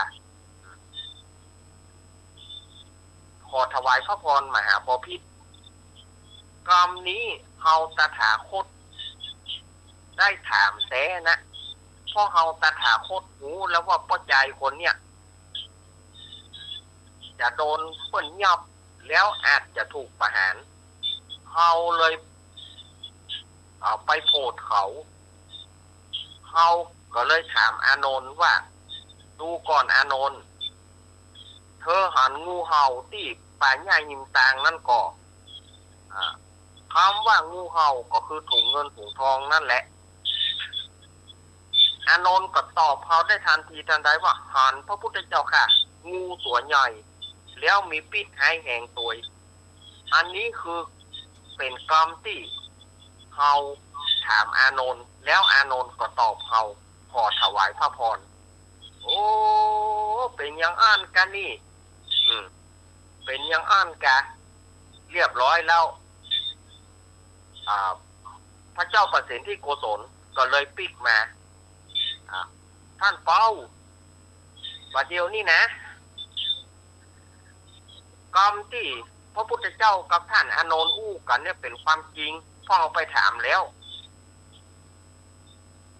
ฉะนั้นขอให้ท่านงดการประหารใจคนนี้เปาบุญจิ้นก็เลยตัดสินบอกว่าจงงดการประหารใจคนนี้ปล่อยไปเหีย เขาก็เลยปล่อยพ่อใจคนนี้พ่อใจคนนี้เมื่อได้เป็นอิสระก็กราบลาแล้วก็เข้าไปกายที่หน้าวัดพระเชตวันก็ไปไหว้ไปกราบจะเข้าไปกับตัวกระปกมอมแมมเนาะก็เลยไปกราบลงดินนั่นนะว่าพระพุทธเจ้าถ้ามีพระพุทธเจ้ากับท่านอานนท์นี่เอาตายละเอกเอาตายละตั้งอันมาเขาก็พยายามใส่บาตรทำบุญมีเท่าใดก็ทำตั้งอันพยายามใส่บาตรทำบุญไปเรื่อยๆจนกระทั่งลูกเขาเกิดเป็นใจเมื่อลูกเขาใหญ่ในที่สุดลูกเขาก็ได้เป็นเนนแล้วก็ได้เป็นพระจนถึงได้สำเร็จอรหันต์รูปหนึ่งส่วนเขาก็ตั้งอยู่ ในโสดาบันโสดาปฏิผลทั้งสองผัวเมียนั้นอันนี้แหละสถาญาติโยมเจ้านาผู้เฮงสวยผู้สวยแต่สวยว่าหอกฝ่ายบ่พอเอาปลูกเป้ามาตัดสินปลูกเป้าซ้ำบอกฟังเหตุผลแถมจะฆ่าเปิ่นติ๊กยุ่งแต่อันนี้ก็เอาเล่ากันเอาม่วนมาได้เน้อสถาญาติโยมเน้อแต่มาก็ใช้เวลาการเล่านิทานก็ยาวพอสมควรเนาะเป็นอย่างเป็นนี้ถ้าผมโชคกับด้วยกันและกันเนี่ยครับนี่วันพุธวันได้จะได้กันเอามาเลยเอาว่าจะได้จ้า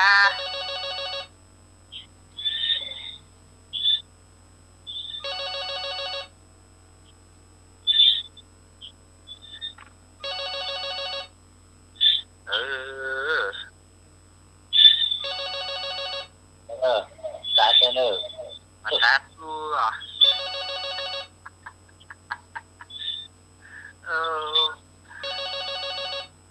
ตั้งแต่จะพอมีหอยแค่เป็นนักโทรศัพท์เป็นมาเตอร์เก่า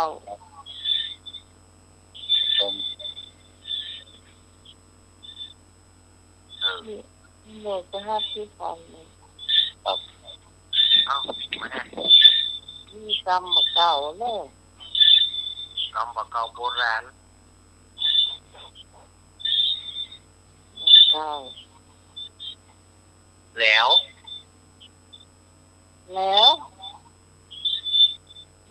ก็เลยอะไรแล้วแซวแล้วเขาว่าแล้วตัวเนี้ยมันจะเป็นก็ได้หรอกก็คือตัวเหี่ยวนั่นนะเอาง่ายๆตัวเหี่ยวบางคนก็ห้องเหลวนกเหลวหรือว่าเหลวที่มันจังปุ้งลงทะยานหาไก่น้อยนั่นนั่นน่ะอันนั้นพวกของห้องเหลวแล้วเหลวแถมอย่างนึงเหลวทำอันนึงก็คือยังที่เปิดเหลวอยู่เนาะอันนั้นมันเละเทะเหลวเตวลูกยำเตาอันนั้นคือเหลวเตะนั่นนะอันนี้มันแปลกันได้หลายน้อยเนาะแปลกันได้หลายน้อยแต่ว่าหินหม้อดีเนาะน่ะแกเชื่อไหนหัน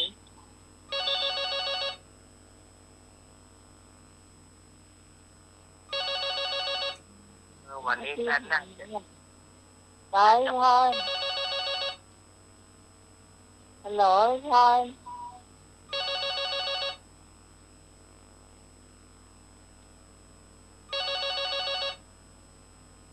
รอเดินนะครับน่าจะบอกมีไฟครับเดี๋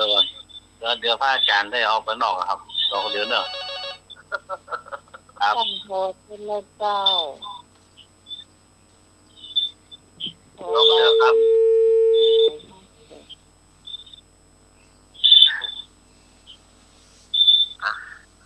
อันนี้เป็นที่ทำจะกี้มาละเหลวอีกหน้ามือ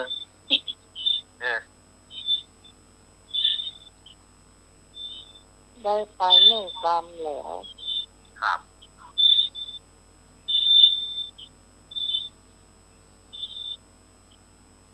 มาเห็นกรรมเอาอย่างดีจะว่าอย่างไรเดี๋ยวครับไม่เลยที่ทำเนี่ยครับมาตรการครับ แต่ก้อนสมัยแต่ก้อนเปิ้นเอามันมือกันรู้เอาเข้าตัวกันน่ะเพื่อเกี่ยวเข้าด้วยกันน่ะเนาะน่าแก สมัยนี้เขาบอกเข้าบอกไปเกี่ยวข้าวแล้วเขาขี้ค้านเนาะเขาบอกเข้าด้วยกันละเนาะ มันก็มี สมัยแต่ก่อนมาได้อะเนาะเพิ่นเอาเข้าลงแขกด้วยกันเนี่ยเนาะไม่ดีขนาดเลยอะเอาเข้าด้วยกันเนี่ยเนาะกินด้วยกันเนี่ยเนาะ ได้ยินแล้วเนาะเจ้า นี่นะครับ จ้า แล้วแหลวแก้วเนี่ยอันนักมวยเนอะไอ้หนุ่มแหลวแก้วอ่ะลูกบ้านไร่อ่ะเนาะครับแหลวแก้วอ่ะ แล้วลูกมันไหลอ่ะ แล้วลูกบ้านไหลมันต้องเดินหล่องแหลงลูกแม่ขอหลานแล้วแต่มันก็เละตุ้มเป๊ะจ้ะ นั่นนะกินหม้ออะไรแล้วนะตกตัวครับแต่ปลากระหมากปืนแล้วเนาะ จ้า อันนี้สำหรับคนมีเที่ยวหน่อยอันนี้นะ เดี๋ยวละเดี๋ยวลง เที่ยวมันไม่อยากได้เที่ยวอย่างพออยากเนี่ย เอา กินอย่างก็แต่ถ้าอยากแค่หมูกดตำมันก็เนี่ย เดี๋ยวแล้วนะกัน ดีดูล้ โทษชาตินะโน่วันละ ำวันๆจะกินไปขาย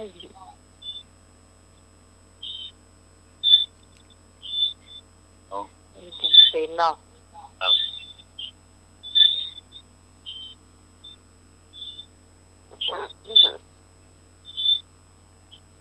ไอ้มิเกียอันนี้ เพี่ยบอก จ้า เพี่ยผัวเมียเนาะ จ้า ผัวเมียอยู่กันมาเมินละเมียอะไรกระเป๋ายี่ห้อดีๆดังๆเลยพวกเปิ้นงานปืนหลวงเนาะครับแฟนว่าโอ้ตามบอกเพื่อโคตรปากห่อแฟนมันเนี่ยโอ้หมูเรื่องว่าแฟนมันนะโอ้นะโอ้หมูเรื่องเพื่อเขาได้กระเป๋าดีๆดังๆเพื่อคนรู้จักดังๆเลยแบรนด์เนมเนาะแล้วหมู่เมืองเปิ้นว่าไปเอางานวัดเมืองเปิ้นไปได้กะเดี๋ยวเราละแท้กะไอ้ยี่ห้อดังๆเนาะดังนะเจ้าเรียกซื้อหรอแจ้งไปว่าซื้อกระเป๋าเมียผู้หลวงยี่ห้อดังๆไปสักกรรมเอาบ้านมาละเข้ามาแล้วอ้าวน้องกระเป๋ามาละ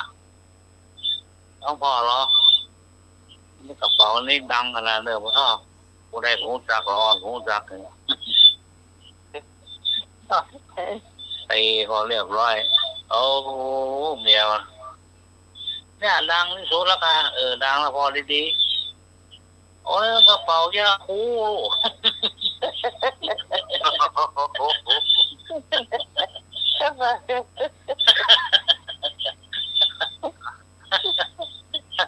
โอ้ยาคูติดข้างกระเป๋าได้ว่าจะไปนะ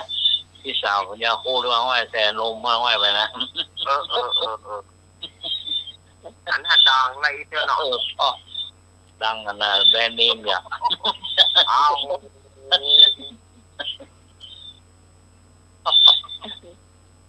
นี่ดังในโซนเลยเหรอโอ้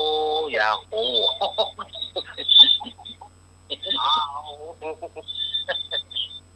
ยังกับเปิดหลวงนั่นหมู่เมืองเปิด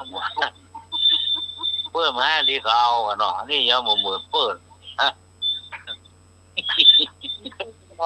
เปิดแล้วนี้ถ้าคูอ่ะ ดังอย่างแบรนด์เนมย่อดังเลยดูหรอกถูกจะคูดดีข้างนะมีชีพูดเรียบร้อย ที่เพลงวิทูลว่าพยาบาลเคลื่อนที่นะกะพยาบาลเคลื่อนที่นั่นน่ะแต่งตัวนั่นน่ะได้ยังสาวชายาพยาบาลเคลื่อนที่นะน้อยนะแขนบอกว่ามีสีเหลืองไปหรอกก็ดังขนาดนั้นแบรนด์เนมไหมอ่านแล้วเหลือบอกตัวพ่อตัวเก่าอย่าแบรนด์เนมดังเฮียนเปิด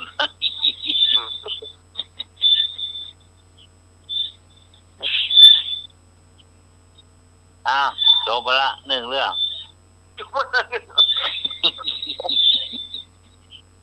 เรื่องที่ 2เนาะเรื่องที่ 2เนี่ยมันก็ละบ่าวสาวเนี่ยจีบกันหรอกตักกันไม่สู้กันนอถามให้การยังอันนุ่มแล้วก็ว่าโอ้เนี่ยการใต้ดินหรอโดยใต้ดินว่ะได้นอถามว่าตายหวยใต้ดินกะมันก็ยิ้มสายรับกะรับใต้ดินกะมันก็ยิ้มบอกซื่อๆนะบอกว่าเจ้าคนนะหูกัน2 คนยิ้มแต่นะเนี่ยการยังอันนั้นก็ว่าใต้ดินหรอใต้ดินเนี่ยโอ้กันบอกมาซื่อๆแล้วคือบอกเจ้าคนนะเนาะ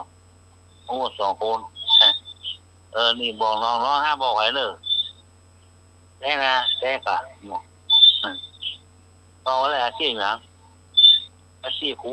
ดักแมงมันใต้ดิน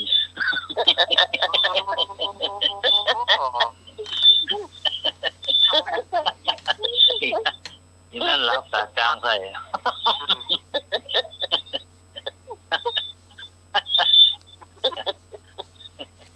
นี่นอรับสาจางใส่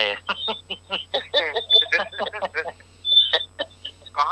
เขาตะเกียงมันจะได้อะมันก็ทำงานใต้ดินอะมันคูดแมงวันนะ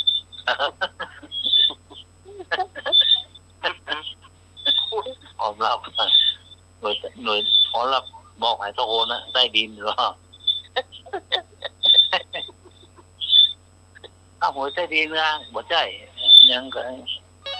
หน่วยรับอันนั้นเขาไม่ใจหรอ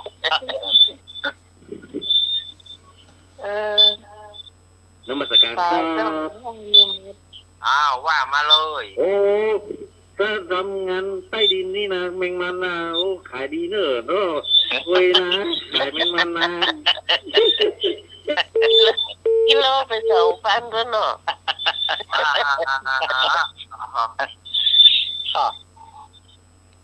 อย่าปีนี้ไม่ได้กินเลยอ่ะตอนที่สุพรรณเป็นเงินปีทองอย่า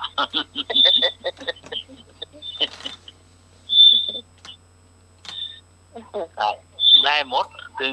หมดเนี่ยเนาะ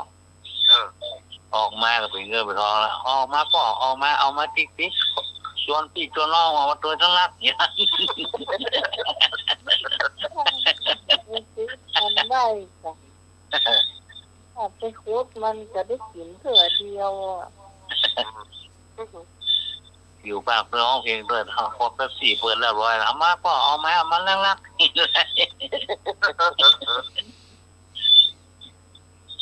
มีหม่ำมาขายเรียบร้อยเก็บเรียบร้อยมาขายน้องใหม่ทำไมครับซื้อหมด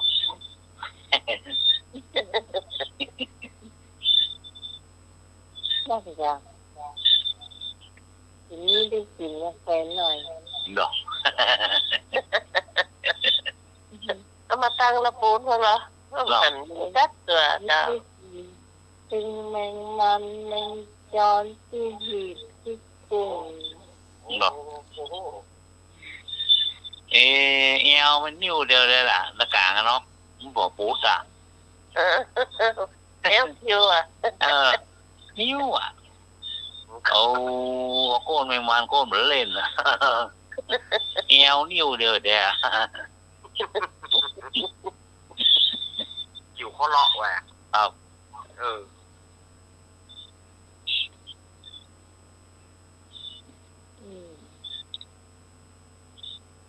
พี่พรมีจอเชื่อ วันนี้พี่มีเชื่อมีคติธรรมเจ้าคือคติธรรมก็มีว่า ถ้าเราบ่รวย ถ้าเราทำตัวแบบคนรวย แล้วเราจะบ่รวยเจ้า ครับ นะเวลาเราบ่มีสตางค์เราบ่เป็นเราบ่รวยเนาะ ครับ เวลาเรากินเข้าไปร้านอาหารคาบรับเป็นพันเนี่ย แล้วเราจะเอาตังค์ที่ไหนมารวยเนาะ ครับ แล้วเราบ่ตุ๊กเป็นคนจนคนตุ๊กแล้วเราทำตัวแบบคนตุ๊กคนจน แล้วเราตึงบ่ตุ๊กบ่จนนะเจ้า ครับ คือเรามีอย่างเราก็กินแบบพอเพียงเนาะ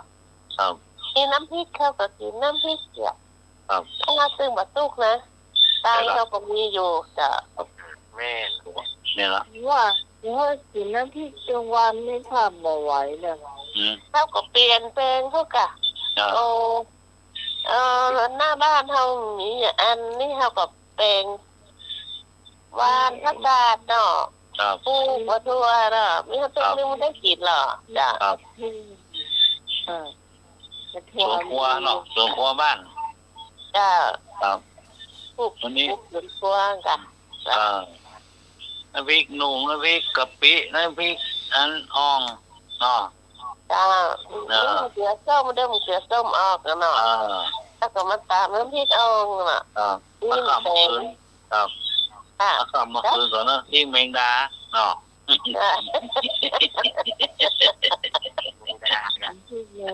ี่แมงดานี่เอา น้ำพริกแมงดาต้องกินเมื่อคืน เป็นอย่างมันมีหิวหน้าพี่ ครับ มันหิวพี่เด้อเนาะ วิ่งแมงดาต้องกินเมื่อคืน มันกะลำนะน้ำพริกแมงดานี่นะเนาะ ครับ โอ้สมัยแต่ก่อนมันน้อยคนเท่าว่านะแมงดานะข้าวหมูนะดมขี้ฝูมาเลยว่ะเข้ากับหมูเขาดมมือเล็บมันยากทุกดัง เอาไปใกล้มันดังล้ำเหลือเนาะมันก็ว่า แล้ว มันดังอ่ะ พอก้านกล่ำเนี่ยหูดังไปดม โอ้งามหูดังพอท่อ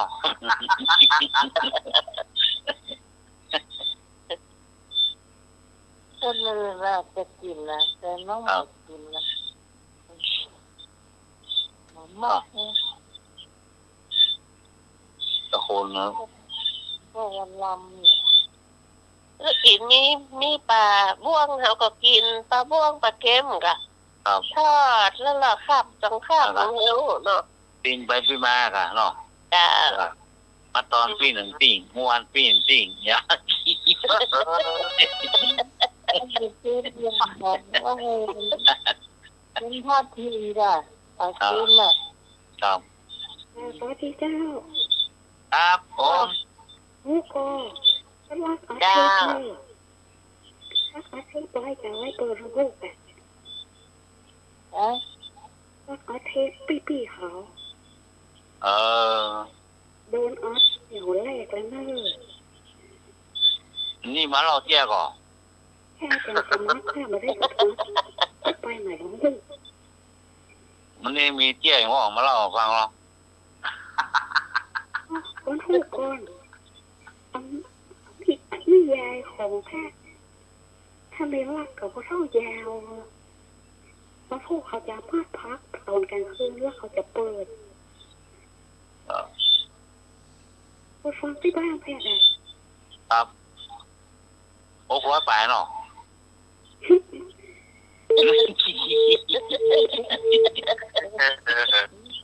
โอ้โหว่าโลกศูนย์เลยแล้วพกสีพอโลกศูนย์นี่600โลกศูนย์2 ตัว โอ้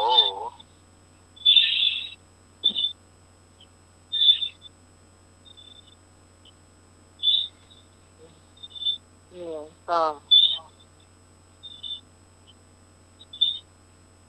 มีเวลาน้อยหนึ่งก็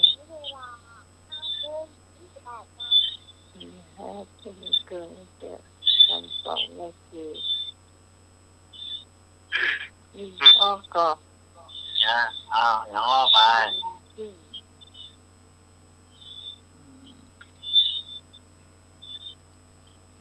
การถามพ่อก็ได้เลยเจ้า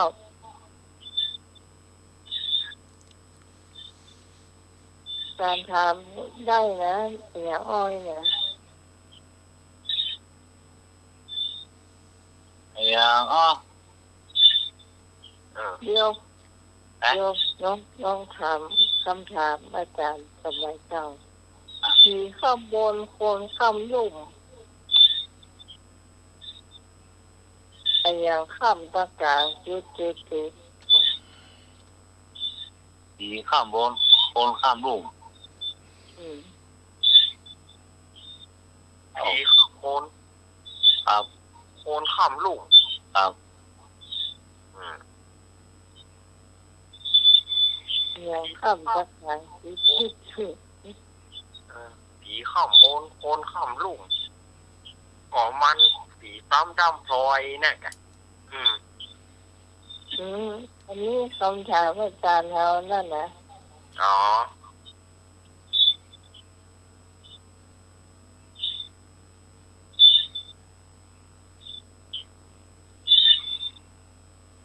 สีข้ามบนคนข้ามลุ่มไปตอบได้ตอบเนอะมีรางวัลนะมีรางวัลที่ 1เนอะพอได้ตอบถูกมีรางวัลที่ 1ตั๋วว่ายน้ำไปปิก2 รอบ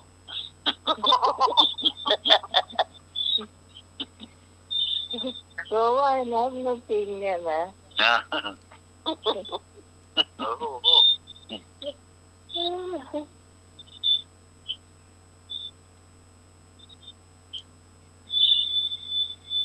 สีข้ามบนคนข้ามลุ่มใครได้พ้อง ไปตอบเนาะ เป็นคำถามพระอาจารย์ม้วนละหลายปีแล้ว โอ้ มาตอบดี เฉลยเอง ๆมาตอบเนี่ยดีๆมาดีๆบอกใจดีๆนี่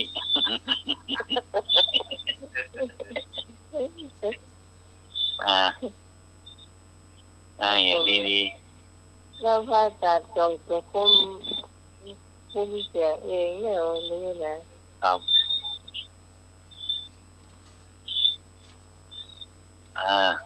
ข้ามบนโครงความรุ่นปูนานข้ามทั้งกลางถูกต้องออก ยังมีคุณแนนข้ามทางกลางอยู่เลย เนื้อเปื้อนปูนานแล้วหรอห้องหัวน่ะ ใช่ ฮะ ใช่ แก่หม้อ แต่ใกล้เคียงนะ อย่าง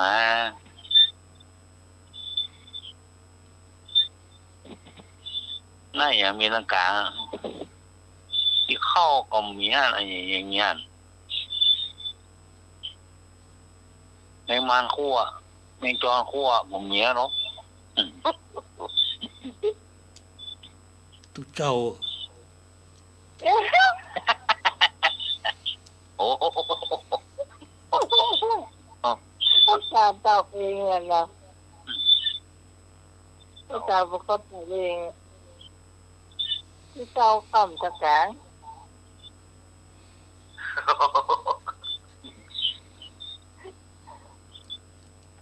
อันนี้คือคำถามของพระอาจารย์เมินแล้วนะ10 ปีแล้วเมินละตอนน้องการไปผ่านก็ขึ้นเป็นเดือนแล้ว อย่างดอกอะไรร้อนที่สุด ฮะ ดอกอะไรร้อนที่สุด ดอกเบี้ย ไว้ก่อนบัดเฉลยจ้ะมาน้องหมายว่าดอกเบี้ยพี่พรดอกอย่าง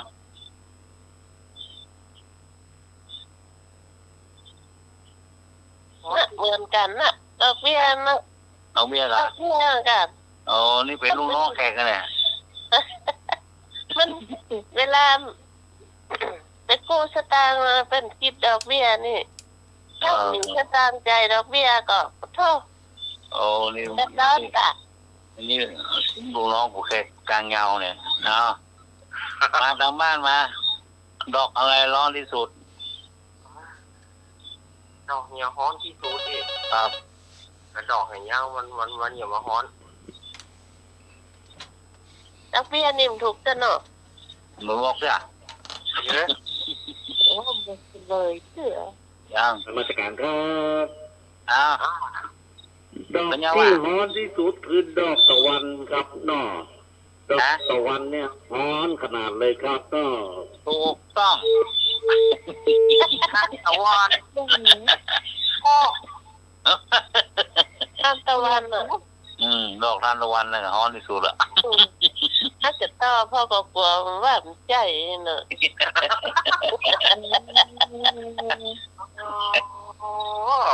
เนาะมันจะตายเนาะตายก็ได้ก็ตายเนาะไม่อยากพูดเพราะ โอ้มีข้างบ้านด้วยเหรอปลูกดอกกันทานตะวันนะเรียกเป็นแลบอ่ะแล้วมันบินหน้าไปทางบ้านเจ้าที่มันจังอย่าบ้านข้างบ้านมันจังอ่ะเนาะมันปลูกดอกข้างห้วยค่ะแล้วดอกนี่มันบินหน้าไปทางบ้านมันอ่ะมันสูงหมกขึ้นนี่นะนั่นละแมงนี่มันเป็นงานแมงหมูเปิดนะมันส่องใต้ส่องเหนือมาหาใจมาห้องกูมาปีหน้าพอเนี่ยดอกงอกแล้วปีหน้ามันแล้วพ่อ เราบอกมันเอง โอ้ปลูกแต่ปลูกปีหน้ามันแล้วพวกเนี้ยเหรอ พ่อตะวันดินแน่เป็นไงหรอเนาะ อ้ำเหมือนว่าทานตะวันเนาะ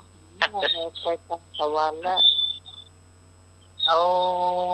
บุกแต่ปลูกเรียกเป็นแลบปีหน้าไปพวกมด เลย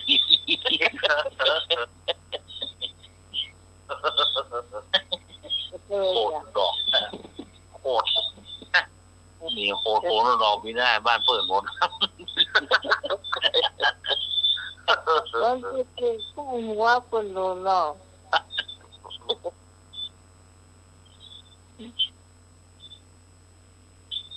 เห็น เอาไปทางแม่สายของห้องบัวพัดเหมือนเพื่อนอ่ะ เอาเพียงบัวพัดเองอ่ะ เอาตัวว่าบัวพัดนะถ้าไปแม่สายเขาเม็ดบัวพัดก็เนี่ย ต้องเรียกทานตะวันนะคะ ทานตะวันนะกะ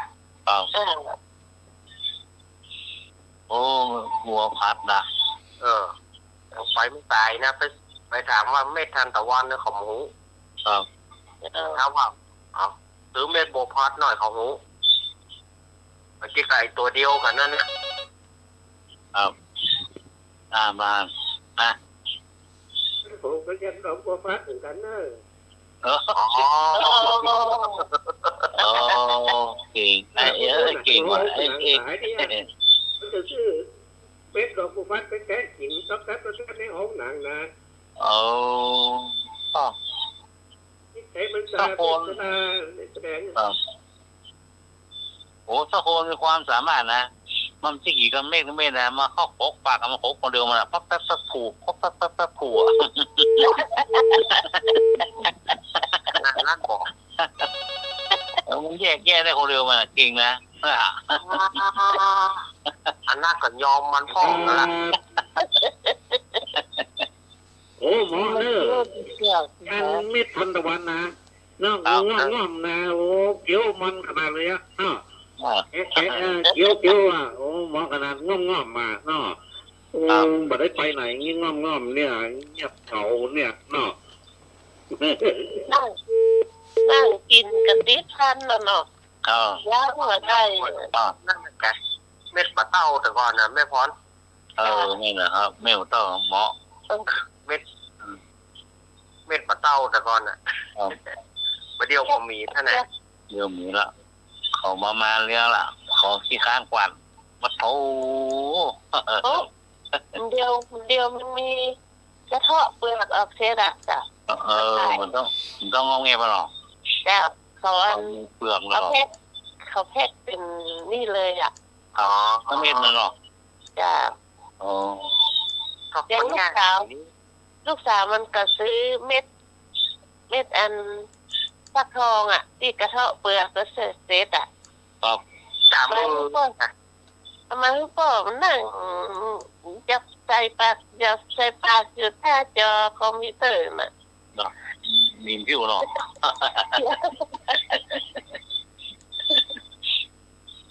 ได้ของดีพี่น้อยได้ของดีนิมพิว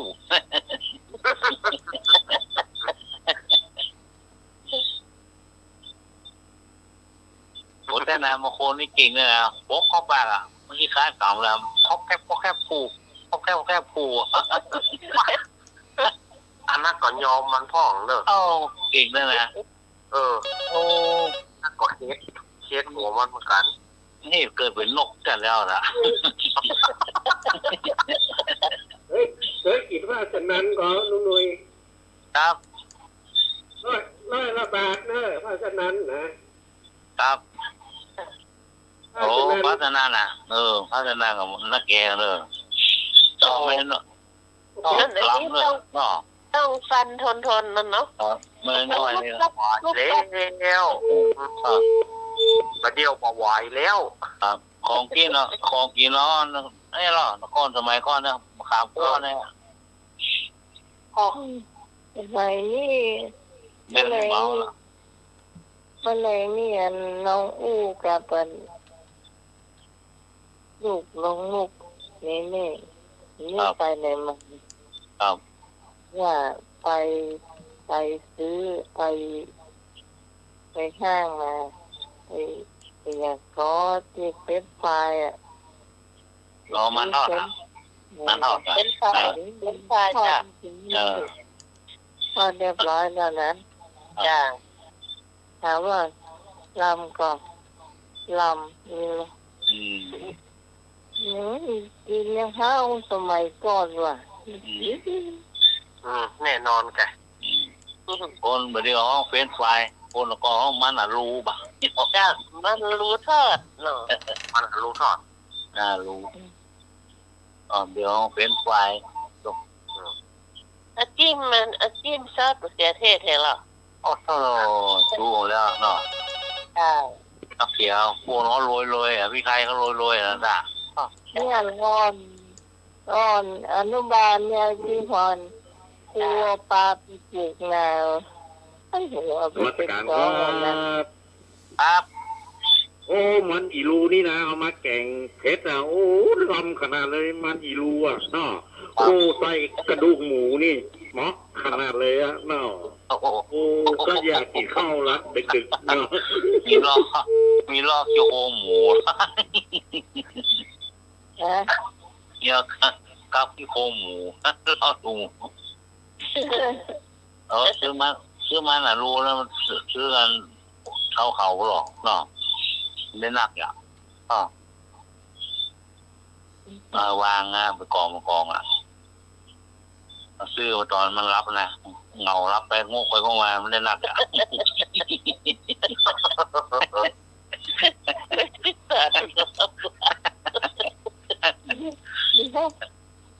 แล้วก็ แม่นี่มันรับลูกเจ้าอย่ามาเจ้าอย่าเนาะ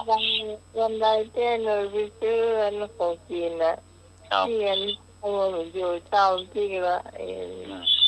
คนขายว่าไอ้เจ้าที่ก็นี่เพื่อเฮ้ยเนี่ยเลยว่าเจ้าขอไปละอีกเพื่อเฮ้ยยังเขาเจอไปยำบะเป็ดแล้วก็พริกปลาคำไปซื้ออย่างมึงไม่ได้พัดถั่วงอกกัน ครับ ก็จะเพื่อยำบะเป็ดนี่มาเอาแล้ว กินหรอก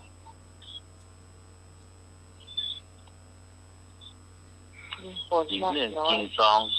กินหนึ่งพอกับไปกินสองกินน้ำร่ม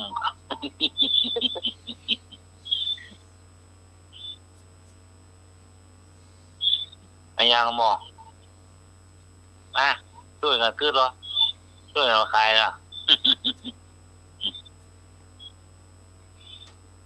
พอเราซื้อมาละรูอ่ะแมวมากัดเจ้าอ่ะตีหนึ่งสองมาละลงร้อยปักไหวมั้งเราแต่เป็ดหนอรับงงไหม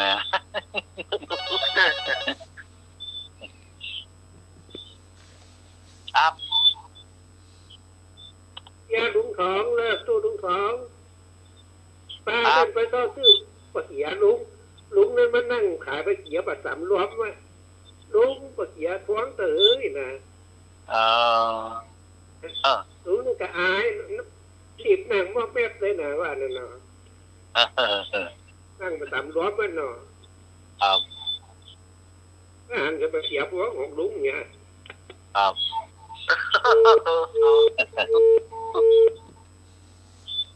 ผมตู้ร้องแล้วกะ ว่าไง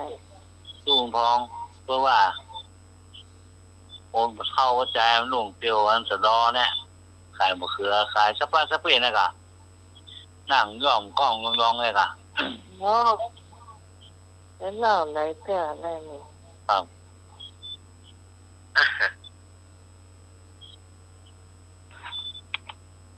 นี่ร้องมีเสียป่ะ เที่ยมีหรอนะกะโอ้มีในปลาโคนะ โอ้คู่กันจนสะดุ้งตื่นหรอ โอ้โห ฮะ ถ้าอย่างเอาขึ้นเคยอยู่ต่ำอ่ะถ้าอะไรเอ่ยไม่เคยอยู่ต่ำอยู่สูงอ่ะ อย่างอ๋อ อันอย่างถ้าอันอย่างบ่เคยอยู่ต่ำครับผม อย่างอ๋อพระอย่างไม่เคยอยู่ต่ำเนาะ ครับผมถ้าอะไรเอ่ยไม่เคยอยู่ต่ำ เอา ไอ้เสียนยังไม่ใช่ครับอยู่สูง อาทิตย์ มันเนี่ยมัน อาทิตย์ ยังไม่ถูกครับ อันนี้มันเมื่อคืนนะมัน อา ก็ จาร เมื่ ย์ อคืนอะไรอาจารย์ถูกต้มครับผม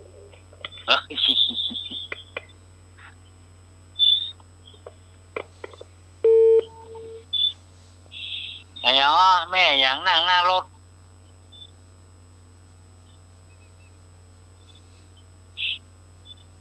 นี่นั่งหน้ารถ อย่างอ๋อแม่อย่างนั่งหน้ารถ ไม่คลองมาลัยอ่ะกะ อ้าวหมดเลยจ้ะมีความรักพวงมาลัยน้องใหม่หรอ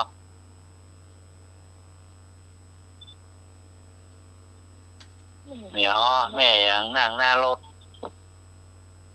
เป็นตุ๊กตา บอกเด้อ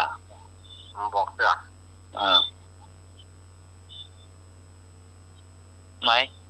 แม่ยัง มันคิดอยู่ โอ้ ใจความคิดไปครอบคิดมันคิดอ่ะ มันที่จักเต็นนัก สมอง เกต นี่นะ สงสัยให้จักหนังขี้ข้างยาก จะได้ได้นะ ยากผมจะจ้องหลังที่ค่ะ คนก่อนมันเกิดบอกแล้วเงียบจัก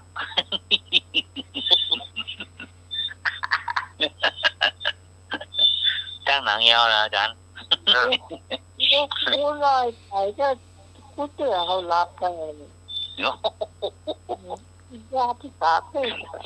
หนังโอ้ตาพี่โคนนะคนน่ะคือบอกจักหนังขี้ข้างของเขาอะไรล่ะ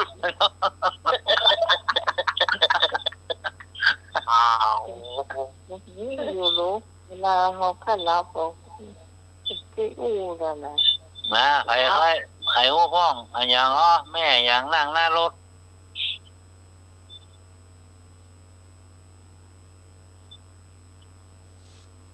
ท่อนี่ดีเลยแม่นี่นะท่อ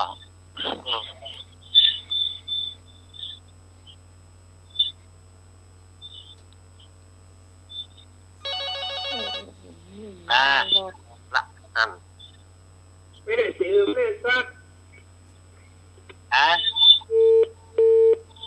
วะ ครับ คือไม่ชอบถูก เองว่าแม่เสือโอ้โหไหม อืม แม่แรง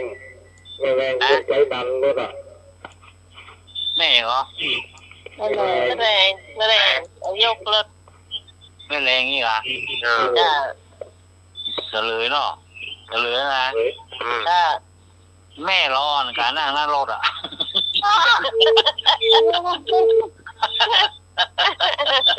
เราอ่อนแล้ว โอ้ว่ายังจริงมันเก่งจ้างมันให้ดี โอ้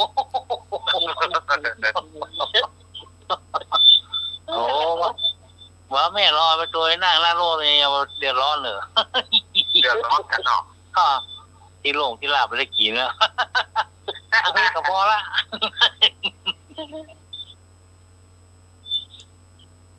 นั่งหน้ารถนะจ๊ะแม่รอนะนก ถ้ามันมีรถยนต์นี่เหรอ นะ เพื่อนแล้วมันเป็นหนังนะมันไปนอนในหลังแคบคนอ่ะ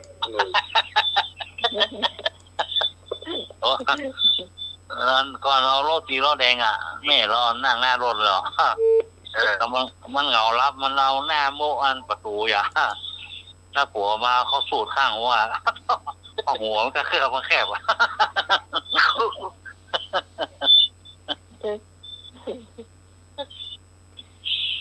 งอนรับอ่ะ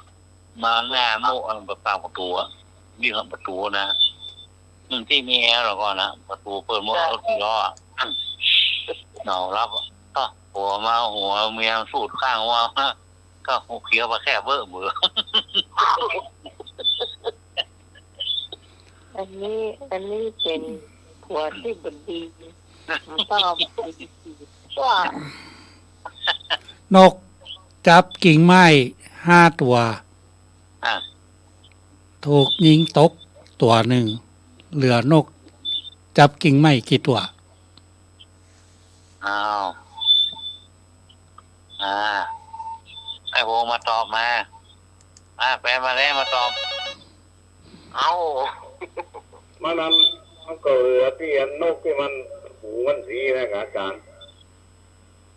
นั่นก็ไปหมดอ่ะนกที่มันได้ยินเสียงปืนนั่นไงมันอยู่ห้าน่ะ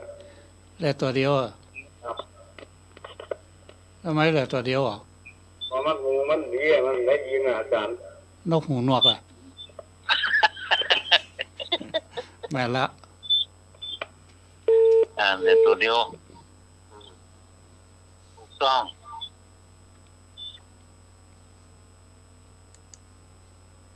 ต้องพิจารณาข้อมูลมาโดยนะทำคำถามนี้จับเก่งนะ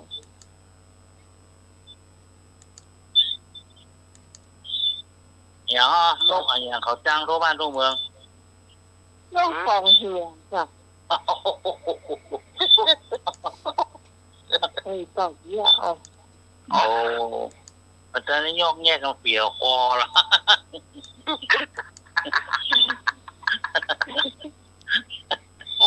เอาคนหนึ่งเอาต้องมาชอบใกล้ชอบเนี่ย อันลูกเขาเนี่ยดึงจังไปแท้เนาะมันดึงใจเอาดีด้วยกันกู้พวกนั้นเอาไปกู้ดีกัน นักกู้กันแต่เขาไปกู้บอก นกเขาผีกู้เนาะนก น ยาก ก คำมึงอ่ะ นกมันอย่างมาใจนกเขา อ้าวนกอะไรไม่ใช่นกเราอ่ะนกเขาก็เป็นนกเขาเซ็ตอ่ะ นกเขาอะ นกเขามัน นก เกี่ยว เขาไม่ใช่ของเราไม่ใช่นกเรา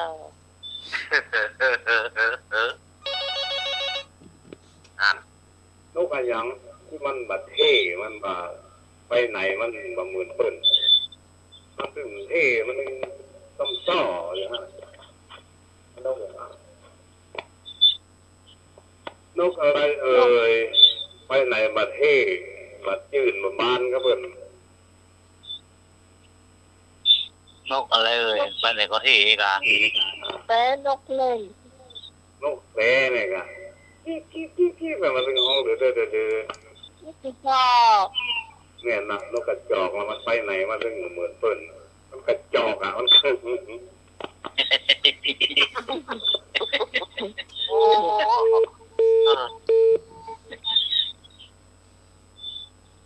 นกกระจอกไปไหนเหมือนเปิ้นนกเขาของกูโอกาสหน้าถ้าพระครูสมุพิสุวัตมาออกรายการนี้จะขอเอาเพลงปัญหาเก่าๆมาถ่ายเรื่องปัญหาเพลงยากๆนะแต่เพลงนั้นเก่าๆนั่นนะรุ่นเก่าๆนะครับ เก่าเนาะ เปิดท้ายก่อนๆนี่ม่วนนี่เนอะเพลงไม่เพลงไทยอ่ะรุ่นมัตเตอร์นั่นนะ จะต้องเปลี่ยนไปเรื่อยๆเจ้า โอกาสหน้าก่อน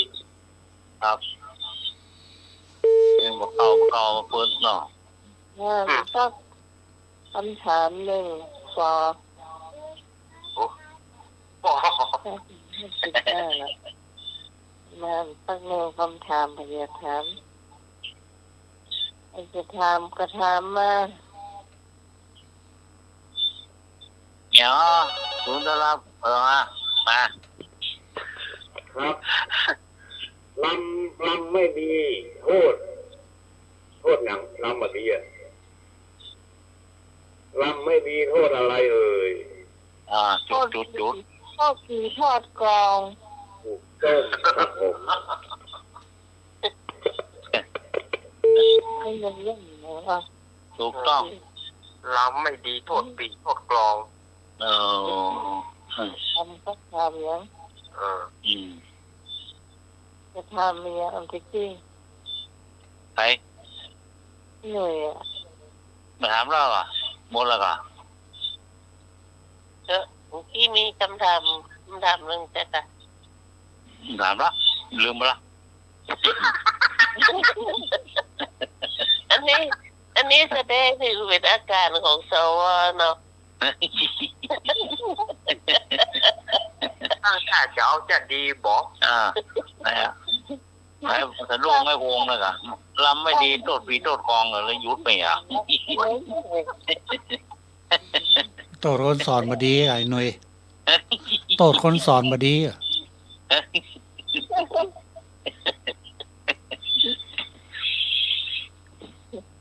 เขาว่าสูงวัย กล้าเศร้าเย็ดอ่ะกล้าเศร้า2เศร้า7กล้าเศร้า7ปีเนี่ยครับ เราเจ็ดต้องปีนเลยครับสำหรับวันนี้ต้องขอกราบขอบพระคุณอาจารย์พระครูสมุยตัววรกิจจบในการสถานีที่มาควบคุมเสียงเลือกเพลงให้คุณผู้ฟังได้ฟังนะคะขอบคุณ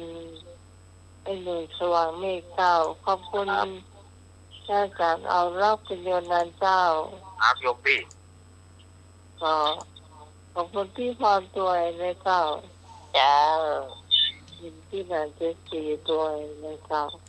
สำหรับวันนี้ทีมงานธรรมะไขเกียรติผู้คนเลยเจ้าขอบคุณผู้ฟังทางบ้านที่มาห่วงติดตามภาพฟังจนจบรายการวันนี้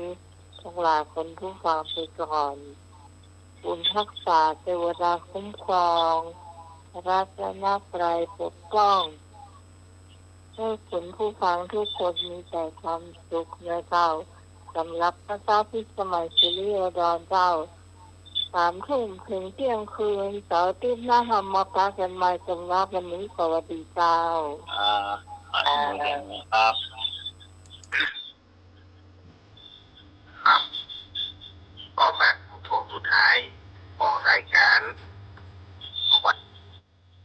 มาล่าไปหน่อยก็บ่เป็นอย่างเนาะแต่ยังตอนได้มาร่วมสนุกสนานกันอยู่วันนี้ก็ต้องขอบคุณท่านอาจารย์ท่านพระครูสมุพิสุวัตวรกิจโจนะครับผมวันนี้แล้วก็ขอบคุณโยมปีพิสมัยโตยแล้วก็ลุงลุยเดนเนอร์แล้วก็แม่พรเดนเนอร์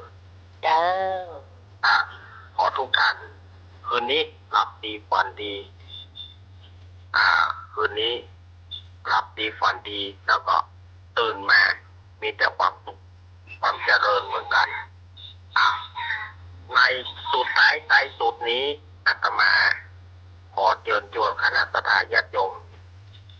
ได้กราบพระและไหว้พระและอำลากันในคืนนี้ทุกท่านกราบพระกราบ1กราบ2กราบ3อรหังสัมมาสัมพุทโธภะคะวาพุทธังภะคะวันตังอภิวาเทมิกราบสวากขาโตภะคะวะตาธัมโมธัมมังนะมัสสามิกราบสุปฏิปันโนภะคะวะโตสาวกสังโฆสังฆังนะมามิกราบกราบทุกท่านรับดีฝันดีราตรีสวัสดิ์ทุกท่านเด้อ สาธุสาธุสาธุเจ้า ผม กราบพระสาเจ้า